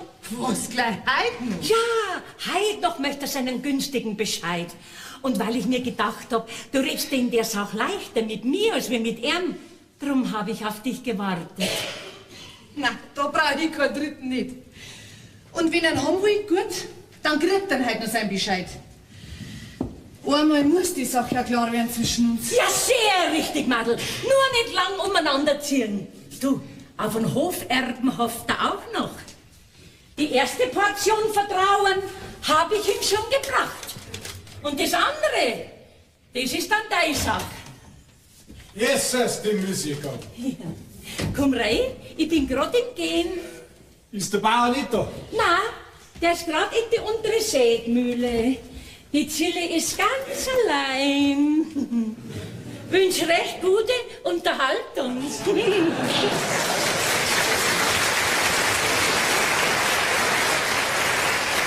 noch die alte Kuglerin, die Musik gegangen, jetzt sind wir bei uns da umeinander schnuffelt. Ein bisschen so hintenrum ausspionieren wollt, wie ich drüber denke, dass Putzbüchler Bayerin zu werden. Was? Ob ich mir's nicht gleich gedacht hab. Hat er doch selber nicht so viel Courage bei dir anzufragen. Aber im Wirtshaus als große Maul aufreißen, das kann. Du, gerade hab ich gehört, dass er dem Bramstall auf seine Frutzlerei hin gesagt haben soll. Wenn die Zille nicht in einem Vierteljahr Bayerin ist auf meinem Hof, dann kannst du die zwei schönsten Ochsen aus meinem Stall holen. Also ich vergunde im Bramstaller die zwei Ochsen. Der kann's gut brauchen. Ich glaub immer, ein bisschen Hoffnung musst du ihm schon gemacht haben, dass er sich gar nicht so daherin traut. Ich bitte dich, red nicht so dumm. Wirst schon sagen, der alte Bock lässt dich nicht mehr raus. Bevor der die zwei Ochsen verliert, lass du dich mit einem Gendarm in die Kirchen zur Trauung holen. Okay. Dem traue ich alles zu. Na, warte nicht einmal, der Neidteufel. Mein Vater wird schon ein Wörter mit dir diskutieren und das ist keiner von den Feinsten. Für die ganzen 10 Jahre, was ich bei ihm gearbeitet habe, muss der Lohn her, hat er gesagt. Und dann wird er obendrein auf noch eingelagt auf Machung falscher Hoffnungen. Ja, und auf die hat mein Vater erst Wut. Wieso? Weil er halt auch wie alle anderen glaubt, du hättest mich hinausbissen. Die Geschichte wird aber lustiger. Na, aber tröst dich. Heute noch hat der Tanz sein End. Wie das? Gerade vorhin, da hat mir die Musiker gesagt, dass der Putzbichler heute noch seinen Bescheid haben will. Und den soll der kriegen. Was du willst? Ja, jetzt, wo ich nicht mehr auskomme, jetzt sag ich seinem Kerzen gerade ins Gesicht, wie es mit uns zwei steht. Nachher haben wir als unsere Komödie die ganze Zeit umsonst gespielt. Du fliegst hinaus, ich kann mir's Maul auch abwischen, weil wir zwei Erben hinters Licht geführt haben. Oh, gut, schauen wir das. Wenn du gehst, dann mag ich auch nicht mehr da bleiben. Dass ich so alter Esel die Schand noch Liebesgedanken zu haben. Ja, auf einen Hof, Erbenhof, da halt immer noch. Was, das auch noch? Den sollte man doch Standi-Peter ins Narrenhaus einsperren. Aber in der Tinten sitzt er gerade so gut wie mir, wenn ich gehe. Schau, für die hat er noch keinen Ersatz. Und die Wirtschaft da am Hof, die möchte ich sehen ohne mich. Ist alles noch viel zu wenig. Also ein Dickschädel müsste noch ganz anders weichgeklopft werden. Auf keinen Fall dürfen wir ihm das Recht lassen, dass er sagen kann, Er hätte uns zwar rausgeschmissen. Wie soll man denn das machen? Ja, das ist ja eben der Teufel, weil ich das selber nicht weiß. Aber der Posten spüre ich ihm schon noch, bevor ich gehe. Aber nix Gewalttätiges, Peter, das hätte keinen Wert. Ein Post muss ich ihm noch spulen, da gibt's gar nichts. Den Himmel sagt er, wie es Ja, jetzt pass halt ein bisschen auf. Das Bier geht der Hallertoni. Was? Ach so. Hast du das auch gelesen? Mir hat's mir recht gut gefallen. Ist eigentlich schade, dass der braucht. Herrgott, jetzt hab ich's! Sag mal, bist du jetzt narrisch geworden? Ich hab's! So wird's gemacht, du kein Tipp von anders. Ja, was willst du denn tun? Hat der Bauer das Buch auch gelesen? Ja. Ich hab gesagt, das war eine Sauerei. Und das kann ich mir denken, vor 30 Jahren hätte er noch ganz anders dahergeredet. Ja. Hast du ein Schreibzeug da? Ja. Geh weiter, hol's! Na, wart noch, Purzbegler. Jetzt wird er da einheizen. Ja. Was willst du denn damit? Frag nicht so viel. Da sitzt die hin und schreibt. Was schreiben? Ja, sein Bescheid, den er heute noch haben will, soll es dem schriftlich geben, weiter nix. Ja, und was soll das denn einer sein? Das wirst du jetzt nachher gleich hören. Also schreib. Lieber Purzbigler, Bauer. Eigentlich solltest du ja schreiben, sehr geehrter Herr Dickschädel, aber wir wollen ja nicht so gehässig sein. Deinen Antrag, den du mir heute durch die Müßiggang machen hast lassen, ist für mich gewiss eine große Ehre. Oder was beißt mir? Aber ich habe mich bis heute noch niemals nicht mit einem alten Manni verheiratet und ist mir so etwas noch ganz unbekannt. Unbekannt. Fragezeichen? 2. Weil ich schon sehr neugierig bin, wie das ist. Na, das schreibe ich nicht. Und indem du ja selber immer sagst, man soll die Katze nicht im Sack kaufen. Netzkatze, der Alte. Finde ich gerade in unserem Fall die Einführung Einführung? der Probenächte. Wie es in dem Buch von der Hallertoni drin steht, sehr sinnlich und praktisch. Wie steht jetzt das gleich wieder da drin? Und praktisch. Genau. Und diese Zusammenkunft war gewissermaßen der Prüfstein, an dem sich ihre Liebe erhärtete oder auch manchmal in die Brüche ging. Also gut. Dann können wir dann gleich sehen, ob sich dein Prüfstein härtet.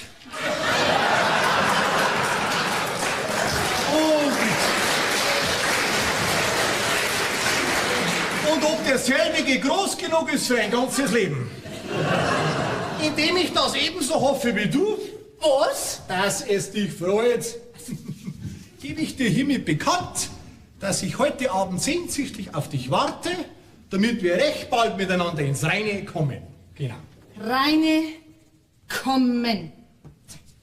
Mit vielen Grüßen und Küssen, deine aufrichtige Cäcilie. Cäcilie. Puh, na, du, da mach ich lieber 3 Tage für kein. Du, den Brief, den gibst du aber nachher schon, du. Ich bring's nicht fertig. Nix, die lege am Sandbier hinauf auf sein Stummer, auf seinen Tisch, dass er gleich von der Weiten sieht. Ein Bauern sein Gesicht möchte sehen, wenn er den Brief liest. Du, und was mache ich, wenn er auf die höfliche Einladung hin richtig daherkommt? Der kommt nicht. Tröst dich. Der druckt sich so, als wie ein Bub von der Schule, wenn er seine Aufgabe nicht kann. Vierte. Na, ich bin mir da nicht so sicher.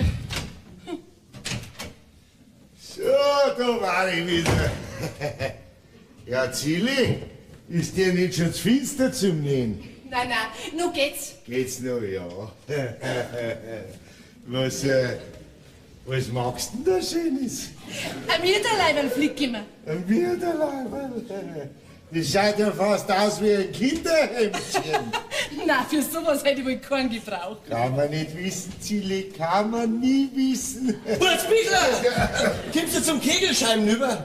Ja, weil der Traubenwirt hat gesagt, wenn der Braunstaller wieder kommt, um dich zu ärgern, schmeißt er ihn raus. Ja, aber nein, ich hab halt keine Zeit. Ja, keine Zeit? Was hast du denn so Wichtiges zum Tor? Ja, ich muss ja noch auf Neustadt muss ich noch fahren, gell? Ja, zur landwirtschaftlichen Versammlung. Brot hat mich der Segmüller dran erinnert, sonst hätte ich das Pfeigrad vergessen. Ja, gell? richtig, Ja. ich war auch nicht mehr dran denkt. Aber es ist schon wichtig, dass von unserem Ort einen überfahren, damit wir wissen, wenn wir mit der Viehversicherung dran sind. Ja, gell? eben. Ja, da darfst du dazu, du. Freilich, um 8 Uhr geht dazu. Ach so, ja, freilich. Du, dann verschieben wir das Kegelschein auf morgen. Genau. Stellt es heute auf und morgen schreiben wir es um. So, ja. Putzmichler, schick die Feit, dass der Zug nicht versalzt.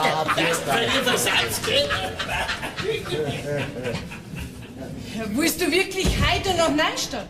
Ja, dann musst du dort über Nacht bleiben. Ja, mal, vielleicht überlegen wir es auch noch. Weißt du was, Zilli?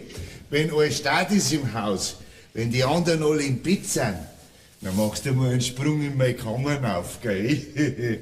Weißt du, vielleicht habe ich den Zug versäumt. Vielleicht habe ich ihn versäumt.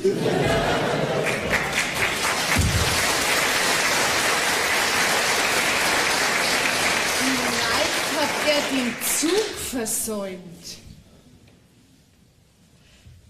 Ach, so ist es also. Urschel? Urschel? Gott sei Dank. Ich hätte ja beinahe meine Pillen vergessen.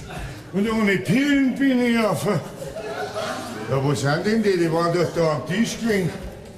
Ja, wo hat denn die... Ach, da links. Aufs Fensterbredel liegt so was Blödes, hast du gehört. So. Gut, das schauen wir einmal.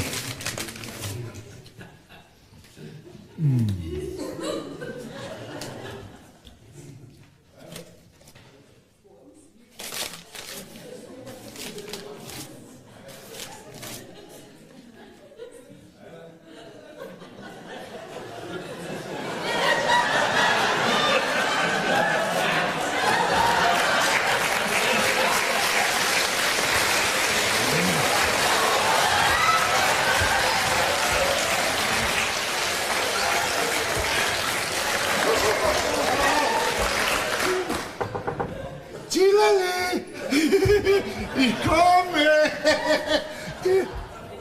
Die ist ja gar nicht da. Morgen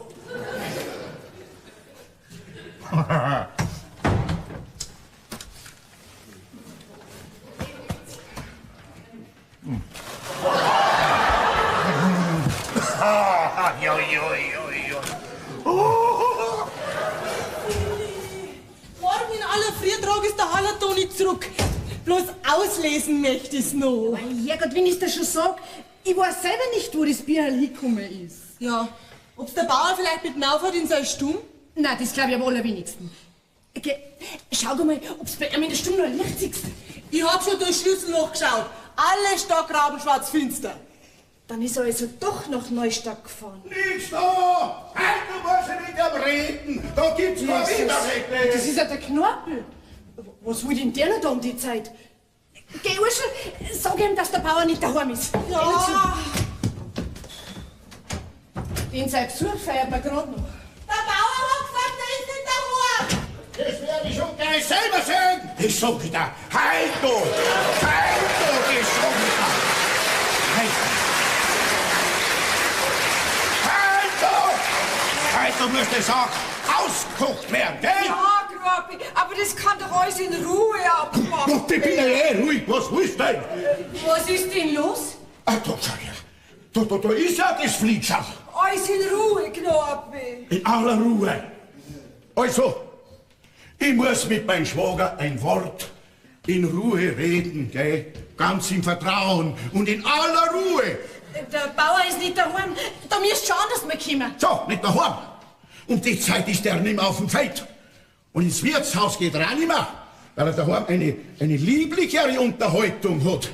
Pennst du mir noch einmal suchst, dann schmier ich da alle. Da hockt die Hinschau gerade aus und halt den Mai.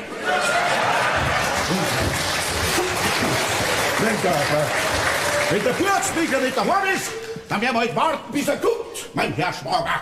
Weil heute noch muss die Sache auskocht werden, gell? Drum sind wir gekommen, wir drei. Wer drei? Ja, ich, mein Alte und der da. Mein Advokat. Jetzt wissen Sie es. Sie Fräulein Flitschau, Sie. Zilli heiß ich, dass das weißt. Und mit dem Fräulein brauchst du ja nicht anstrengen. Ach, so ein hinterlistiges Weibsbild wie du bist, ist ja in meinen Augen nichts anderes wie ein Fräulein.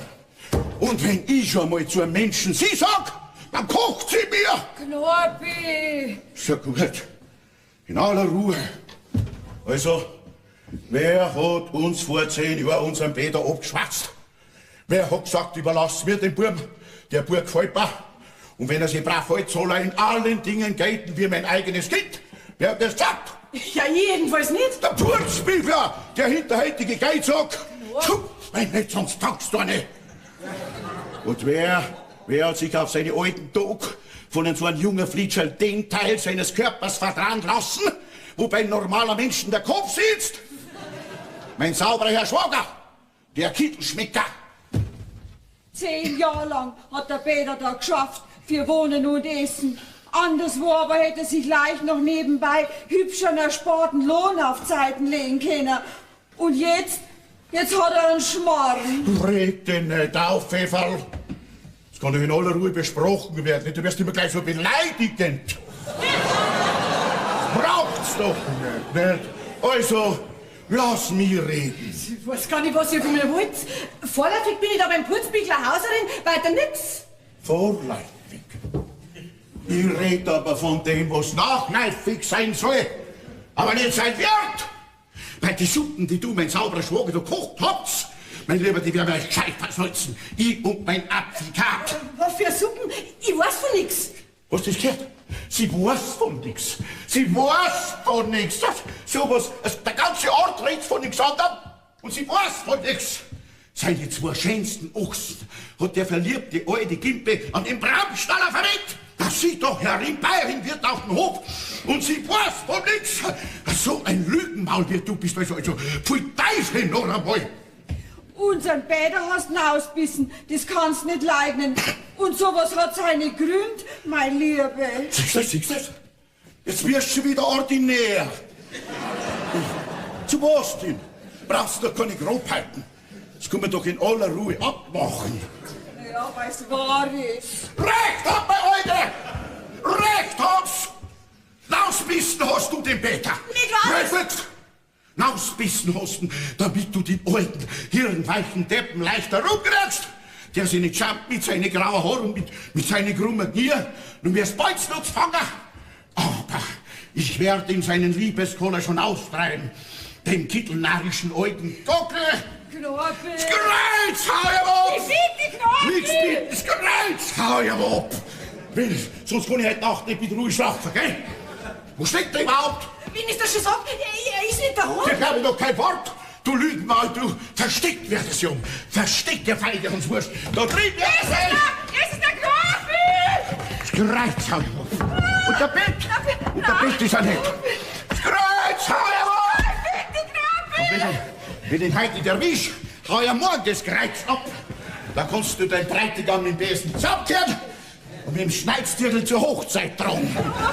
Super nicht, sonst baust du nicht!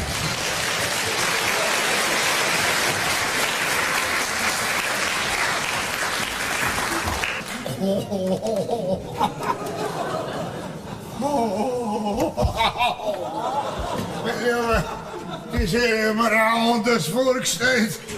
Oh. Na, so.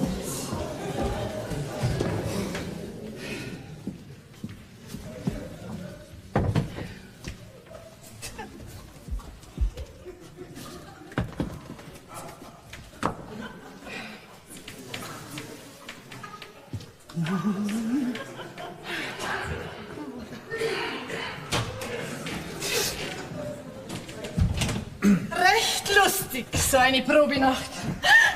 Jesus, hast du mich jetzt erschreckt? Ich habe immer drauf gewartet, dass du um Hilfe rufst, wenn der Bauer kommt.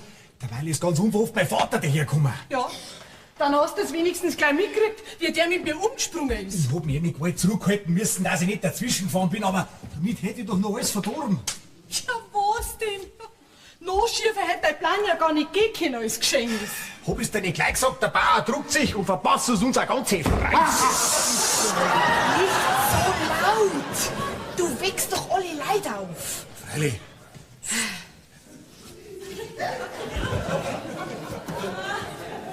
Silly, sitzt die her da? Was hast denn so Wichtiges? Gut schaust das.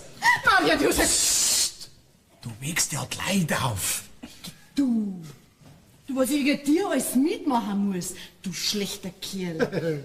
Schlecht bin ich schon, aber lieb, gell? Brüllt dir nur sowas ein. Was jetzt etwa der Bauer sagen darf, wenn er uns da jetzt so sitzen sehen darf. Dann wüsst ihr wenigstens gleich Bescheid. Ach, und mir bleibt die Beichte morgen auch erspart. Sag selber. Kann da was Gescheites da ist zu uns sagen? Heiratet in Gottes Namen zusammen, führt's mir drauf die Wirtschaft und wenn ich mal ins Gras beißen muss, gehört euch der Hof. Ja, natürlich. Das schönste Leben könnt ihr haben. Ja, aber mit den alten Deppen kannst du kein vernünftiges Wort nicht reden. Das ist ja das Traurige. Was denkst du denn jetzt? Ich denk grad drüber nach, ob ich den Bauern nicht ein Possen spiel und die ganze Nacht da bleib. Was? So boshaft kannst du sein. Ja, um den zu giften bin ich zu jedem Opfer bereit. Geh du. Du, dein Opfermut ist ja direkt zu bewundern. Sowas muss belohnt werden. So, und jetzt schaust du aber, dass du weiterkommst. Du, die Nacht ist zum Schlafen da, gell? Also, das darf ich gerade nicht so steif behaupten. Was war denn das? Was hast du denn? Als wenn oben jemand gegangen war. Geh. Du, am Ende hat sich der Alte bloß wo versteckt und ist jetzt wieder in seiner Stube. Also, hinterliest schau dir den alten Fuchs schändlich, aber ich hör nix. Du, ich bitte dich, schleich dich mal hinauf und horch an seiner Tür. Ich hab sonst keine Ruhe. Aber nachher darf ich schon ein bisschen bleiben, gell? Zuerst muss ich wissen, ob ich mit täuscht hab oder nicht. Ja, das werde ich nachher gleich haben, gell? Gute Nacht, Peter, schlaf gut. Na, warte, du falsche Katz, du. Geh, Kim, mach auf. Oh nein, mein Lieber, du, jetzt ist keine Besuchszeit. Silly, ich muss ja heim. Ja, na, geh nur zu. Es ist ja so finster und ich fürchte mir so allein. Oh nein, du armes Haschel, ja, du mir leid tust. Silly, du, ich hab meine Schuhe vergessen. Geh, Kim, gib mir's raus. Blöd wie ich sei. Ah, du, warte ein bisschen. Ich schmeiß dir zum Fenster aus. Beim Brunnen findest du's wieder. Na, warte noch, du falsche Hex, wie schnunzt du es aus? Auf ewige Zeiten!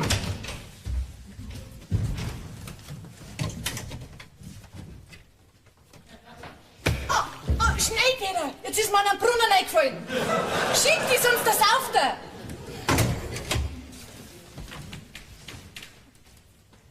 Peter? Peter! Peter, bist du noch da? Geh, du Schwindler! Versteh dich nicht! Du, ich hör dich ganz deutlich schnaufen. Ja, ja, ich kenn dich schon. Du meinst, ich fall auf die Reihe und schau nach, ob du noch da bist. Na.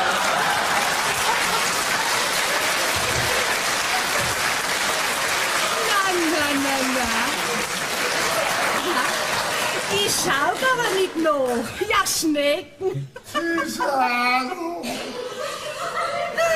Gute Nacht, Herr Peter Knorpel. Es wäre so schön gewesen. Tja, es hat nicht sollen sein. Und jetzt geht das Fräulein Zilli in ihr Bett.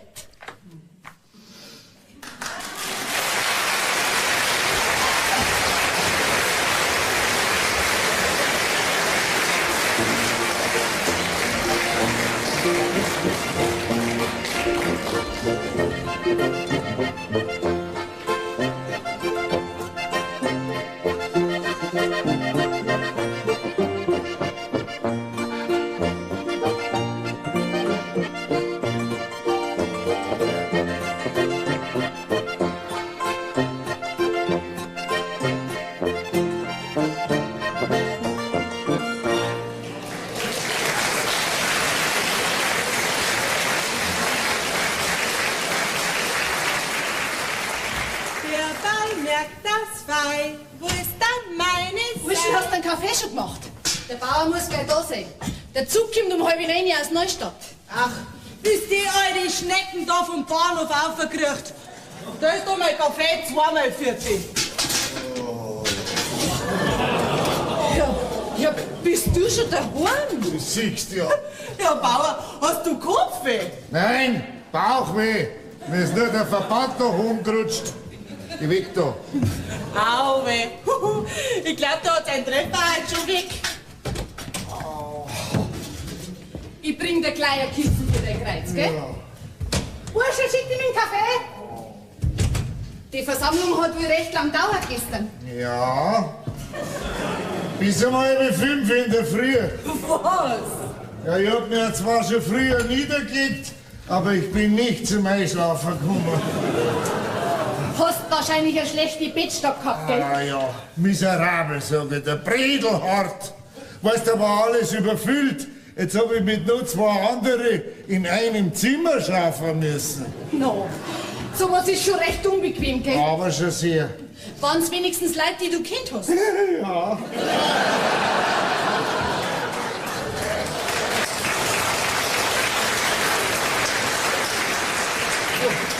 Gut, auch noch. Bist du mir ganz fremd, gell? Ja, das war mir in dem Fall fast lieber gewesen. So, Bauer. Ich hab heute extra ein wenig Stärke gemacht am Kaffee. Ist gut fürs Harbe. Ja, aber so alter Zwetschgenkrampus verträgt er nicht mehr so viel, gell? Na, Jesus. Der hat aber halt sauber.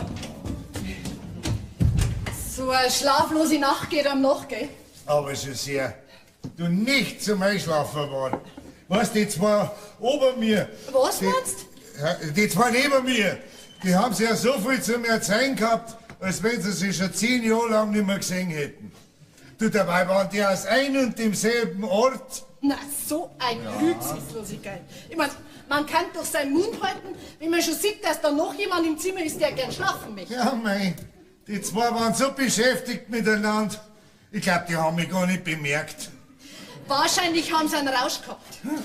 Ja, so eine Art Rausch wird das wohl gewesen sein. Ja, endlich hat mich heute auch doch der Schlaf gepackt, gell? Aber dann sind die Träume über mich gekommen. Furchtbar grausame Träume, sag ich dir. Einmal, da ist ein ganzer Eisenbahnzug über mich hinweggefahren. Mit einem Mordsgeschnauf und Geratter, gell? Gerade zugegangen ist, sag ich dir, du. Und dann war auf einmal ein Erdbeben und das ganze Haus ist über mir zusammengefallen. Bloß der Kamin ist noch gestanden. Und da hat der Peter oben rausgeschaut und hat recht Tricker gelacht. Geh auf. Ja, wenn ich das sag. Sag einmal. Ja, so um 5 in der Früh bin ich dann schweißgebadet aufgewacht. Und dann habe ich gesehen, dass meine 2 lieben Zimmergenossen schon ausgeflogen waren. Oh, du, da bin ich aber schnell auf in mein Bett. Wohin? Daheim, dann habe ich mir mein Bett schnell auf die andere Seite überdreht. Dann habe ich wenigstens noch 2 Stunden richtig schlafen können. Also ich muss mich ja nur wundern, dass du den Zug nicht verschlafen hast. Was für ein Zug? Ah, den Zug! Oh, da habe ich ein Glück gehabt. Was beim Schlaf, da ist mir auf einmal das Bedürfnis gekommen, dass ich dem Peter einmal so eine richtige Watschen reinhau. Du, ich zieh aus, hau mit der Hand an die Mauer hin, dass ich vor Schreck gleich wach geworden bin. Also ich kann dir ja nur sagen, sei froh, dass du gestern nicht daheim geblieben bist. Hä? Warum? Du warst noch nicht lang fort. Dann kommt dann Peter, sein Vater und Mutter daher. Was, die 2? Ja. Er mit einem Mordsprügel. Eben, der ist mir nämlich abgegangen. Was meinst du? Nix, red noch weiter. Du, und dann hat der da herin einen riesen Krach gemacht.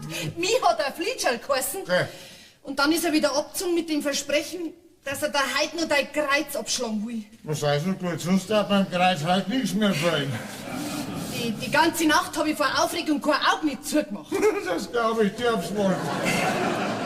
Und siehst du, Bauer, wie ich dann da so schlaflos in meinem Bett drin gelegen bin, da ist mir dann erst so richtig klar geworden, wie recht der Spruch hat, der da sagt, es ist nicht gut, dass der Mensch allein sei. Ja, ich hab mir heute Nacht das Gegenteil gewünscht. Und der erste Gedanke heute in der Früh beim Aufstehen war, heute rede ich mal ganz offen mit dir, weil so kann die Geschichte nicht weitergehen. Ja, du, da hat er mir auch schönstens bedanken dafür. Hab ich erwischt, da komm ja drauf. Der Knorpel, der Schwager, du möchtest gewiss gern mit ihm ein sein, gell? So gern kann gar kein Reden sein. Du, wenn du mich brauchst, ich bin drum. Ja, Jesus Maria. Und seinen Advokaten hat er auch wieder dabei. Herein. Das braucht's nicht. Ich bin schon da. Ja. Nimm doch Platz, Schwager. Du warst ja gestern schon mal da, hab ich gehört, gell? Aber ich war leider nicht daheim. Ja, wir waren gestern schon einmal da. Bitte. Wie geht's dem Weib? Ja, gesund ist und wohlauf. So, und der Peter? Ja, willst du mich vielleicht trotzdem? Nein, ich meine bloß. Also, in aller Ruhe. Kommen wir gleich zur Sache. Ja. Wie hast du denn die Geschichte überlegt? Was für eine Geschichte? Bleib nicht so lang rum. Ich hab nicht so viel Zeit. Ja. Wie willst du den Peter abfinden? Ja, mei. Was kann denn ich dafür, wenn man der Bub so klar auf voll davor rennt? Ja, stopp! Reg dich nicht auf, Schwager. Das kann ganz ohne Advokaten erledigt werden. Das wird sich dann schon rausstellen. Ja, weil wenn er sein Unrecht einsieht und abbitten kann, bleibt alles beim Alten. Solange der Schreiberleut da am Hof ist, geht der Peter nimmer her. Das darf ich so fest nicht behaupten. Und was bleibt nachher ihm? Ah, wenn sie Bayerin wird auf dem Hof. Wer sie? Ja, das Flietschall. Ah, die Ziele meinst? Oh, mein Schwager. Die Ziele, meine Bayerin.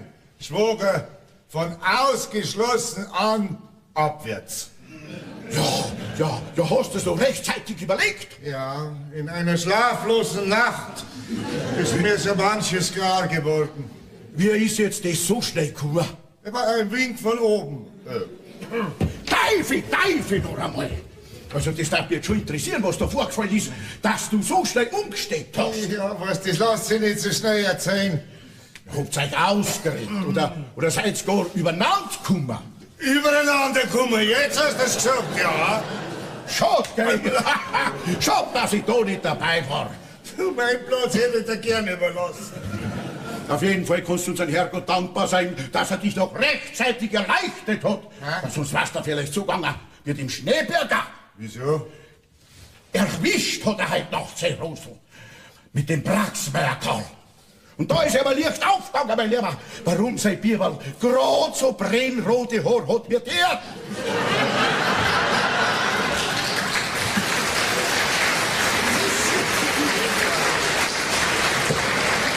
Ohne was ich gedacht hab, ha?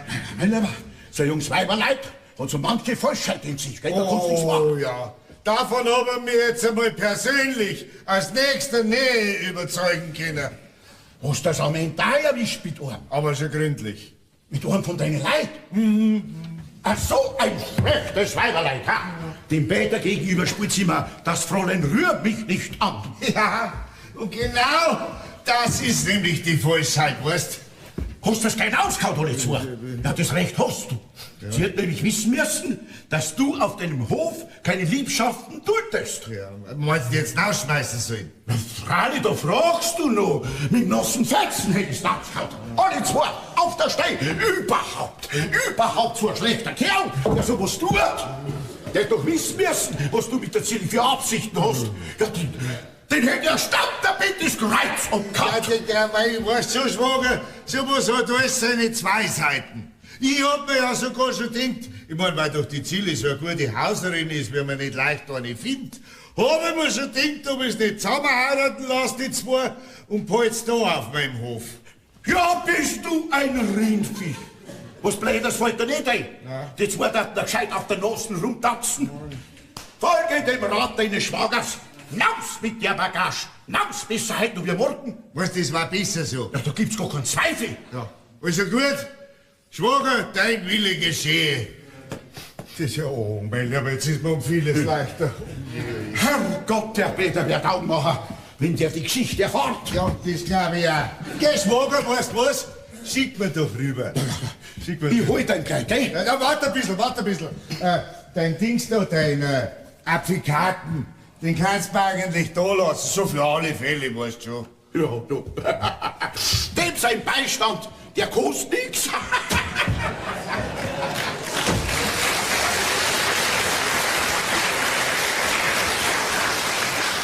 Lieber, mein Lieber, bin ich froh, dass ich heute Nacht in Neustadt war. Putzbilder, bist du allein? Was willst denn du schon wieder? Bringen du dir da das das, was wir neulich ausgemacht haben? Nix da! Das kannst du gleich wieder mitnehmen. Ich will nichts mehr wissen von dem Schwindel. Was Schwindel, was Schwindel? Nix da. Du hast das bestellt, folgedessen musst du das auch nehmen. Du, wenn aber ich vorher schon gewusst hätte, was mir der Knorpel gerade erzählt hat, nämlich, dass dem Schneeberger sein Bub ausgerechnet dem Braxmeier Karl aufs Haar ähnlich schaut, dann hätte man die Bestellung erspart. So ist es. Ja, also so ist es. Aber der Knorpel, der wird von mir eingeklagt. Wegen Verleumdung.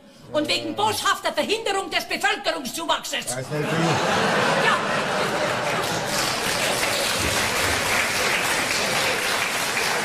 Also du auf, dass dich nicht der Schneeberger einklagt, gell? Also. Wegen Vorspiegelung falscher Vaterfreuden. Also du streitest die Bestellung ab, du willst nicht bezahlen? Da fällt mir gar nicht ein. Ja, noch hast du mit meiner Mischung gerade so vertun, als wir mit dem Schneeberger seiner, gell?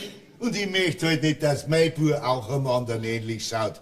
Vielleicht gerade dem Peter. So, und das berechnest du auch nicht, gell? Dass ich eine halbe Stunde mit der Zilli wegen dir verhandelt hab? Ah, deine Verhandlungen haben mir gerade so wenig genützt, als wir dem Schneeberger deine Medikamente. Das habe ich jetzt von meiner Hilfsbereitschaft, gell? Dass ich jetzt auch nur draufzahlen kann, ja. Naja, also. Schaden sollst du auch nicht gerade einen haben. Was kostet denn nachher der Bub? 30 Mark? Was? Ja, das sind gerade meine nackten Unkosten, ja. 30 Mark? Das ist ja teurer wie das Kalbfleisch. Na gut, da hast du. So. Und jetzt fertig gut. Und wo bleiben meine 4 Cent versprochenen Kartoffeln? In meinem Keller. Ah, das eine sag ich dir. Nie mehr kriegst du ein Kind von mir. Du schau doch da.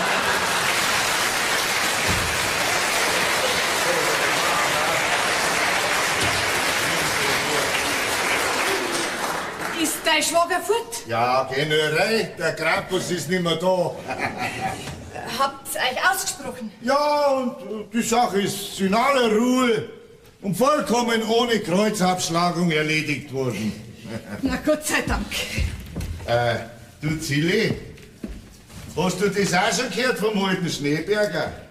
Na, was denn? Sein Weib soll er erwischt haben mit dem Braxmeier Karl. Ist das möglich? So ein Frauenzimmer ist natürlich der Schand für unser ganz Geschlecht. Gell, sowas verdammst du auch. Nicht das, dass sie sich mit dem Braxmeier Karl einlassen hat.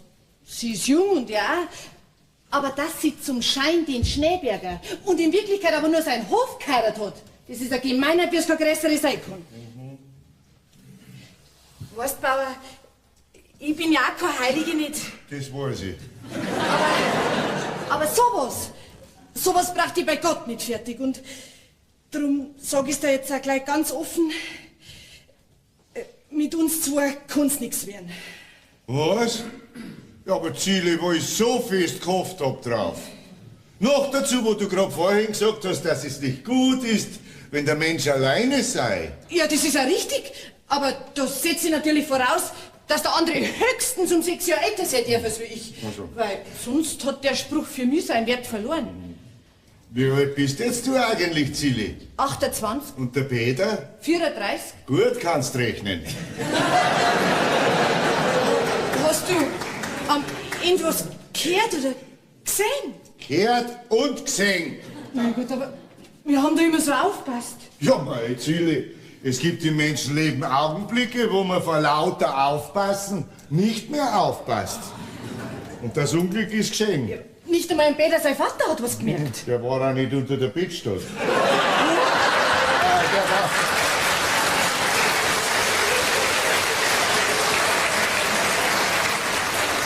Neustadt. Ja, wenn du ohnehin alles weißt, dann braucht's ja kein Versteckspielen mehr. Nein, davon habe ich seit gestern die Nase voll. Ja, dann kann ich dir auch gleich ganz offen sagen, was ich schon längst hätte tun sollen. Ja, ich hab den Peter gern und er mich auch. So. Hast du das gestern Nachmittag auch schon gewusst? Naja, das weiß ich schon seit einem Vierteljahr. Ah, da schau her. Und warum hast du an mir den Brief geschrieben? Das war eine rechte Dummheit. Aber schau, du hast auf einen Bescheid von mir gedrängt und so direkt nach habe ich dann auch nicht sagen wollen. Warum nicht? Du hast mir so leid, du. Okay. Ja, und wenn jetzt hier auf der Einladung hingekommen war? Dann hätt's mir noch mehr leid tun.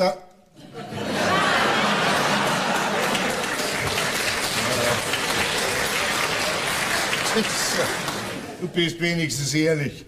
Bauer, das bin ich immer gewesen, aber mein Gott, wenn er halt lieber am Rockzipfel erwischt, dann fängt man jetzt Komödienspielen an. Ja. Und außerdem war ja der Brief nicht von dir, sondern mein lieber Freund Peter hat mich damit beglückt. Hab ich recht? Zusammengeholfen haben wir heute dabei. Zusammengeholfen. Jetzt kommt der Schwager schon wieder. Jetzt hör, Zilli, geh in meine Kammer auf und wart, bis er die ruft, gell? So. Jetzt geh ich schon rein da! Da wirst du wundern, was der Purzbichler zum Verzeihen hat. Ja, das glaube ich auch, Peter. Du sag einmal, hättest du für möglich gehalten, dass die Ziele... Das ausgeschämte Fliegschall! Sei so gut und lass mich jetzt reden. Also, dann red halt. Also hättest du für möglich gehalten, dass die Ziele mich seit einem Vierteljahr an der Nase herumführt und hinter meinem Rücken eine Liebschaft angefangen hat?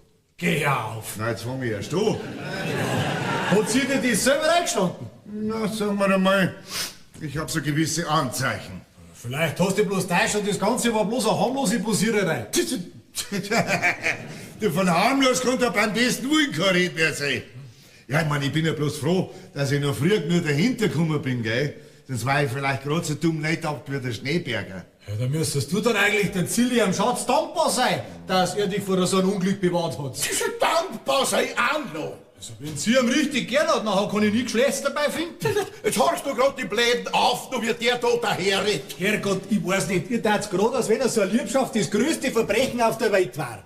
Aber wart ihr denn nicht auch mal jung und hat's Dummheiten gemacht, Du vielleicht nicht. Aber Vater von dir weiß ich's gewiss. Denn im Mai hast du die Mutter geheiratet. Im Juli bin ich auf die Welt gekommen. Weil es aber keine 2 Monatskinder nicht gibt.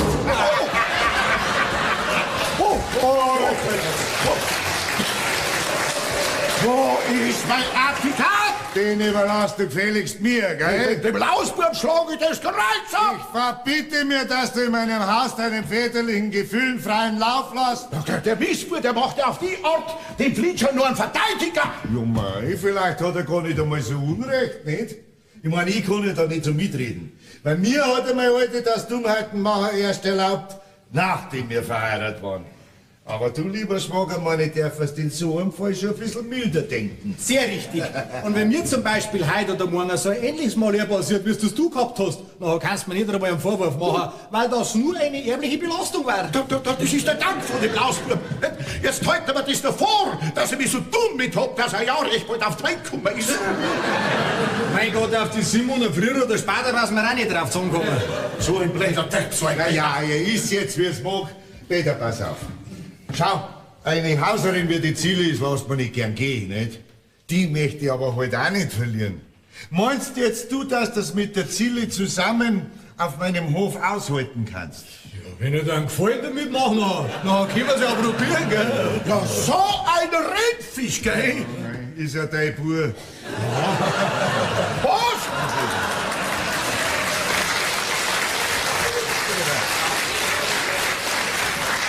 Aber ihren Schatz muss ich natürlich mein Haus verbieten. Schon wegen die anderen Dienstboten. Weißt du, die dann sonst meinen Willen nicht mehr respektieren. Also ich glaub nicht, dass sie bleibt, wenn ihr geht. Und ich wett mit dir. Aber weißt du was? Die fragen wir gleich selber. Was? Die fragen wir selber. Zille, komm mal runter jetzt. Zwecks so ein Flietscherl, so eine Geschichte. Alter Mai. Was soll ich denn? Mir antworten, Zille, ob du bei mir am Hof bleibst, auch wenn ich deinem Schatz mein Haus verbiete. Na, danke, ja. Jetzt bist du der Blamierte. Respekt, Fräulein Flietscherl, Respekt. Sie haben mehr Charakter als mein Schwager. Du sei so gut. Ausreden lassen, gell? Als mein Schwager ihnen zutraut hat. Aber wenn ich Ihnen einen guten Rat geben darf, dann nehmen Sie Ihren Schatz unterm Arm und schauen Sie, dass Sie weiterkommen. Heute noch besser wie morgen bei der Herrin. Der Herrin werden Sie keine schöne Zeit nimmer haben. Weil nämlich mein Herr Schwager selber auf Sie gespitzt hat, gell? Und das ist ein nachträglicher. Den kenne ich besser als Sie. Ich danke Ihnen, Vater Knoppel, dass Sie es so aufrichtig mit mir meinen und nichts dagegen haben, dass wir zusammen heiraten. Dann nicht das Geringste. Wir werden uns schon fortbringen. Ja, möglichst weit, weit. Und Sie werden sicher nicht bereuen, dass Sie uns keine Schwierigkeiten gemacht haben. So, und jetzt komm wieder. Jetzt gehen wir noch zu deiner Mutter. Ich hab gewiss auch nichts dagegen. Ja, was nicht? Jetzt meine ist noch ein Blamierter in der Stumm. Ja, hör mich rein. Schick dich rein, sonst schlag ich dir das Kreuz ab. Ach so, auf die Art machst du sie zur Bayerin auf deinem Hof. Jawohl. Ich habe mich heute Nacht dazu entschlossen. Unter dem Druck des Verhältnisses.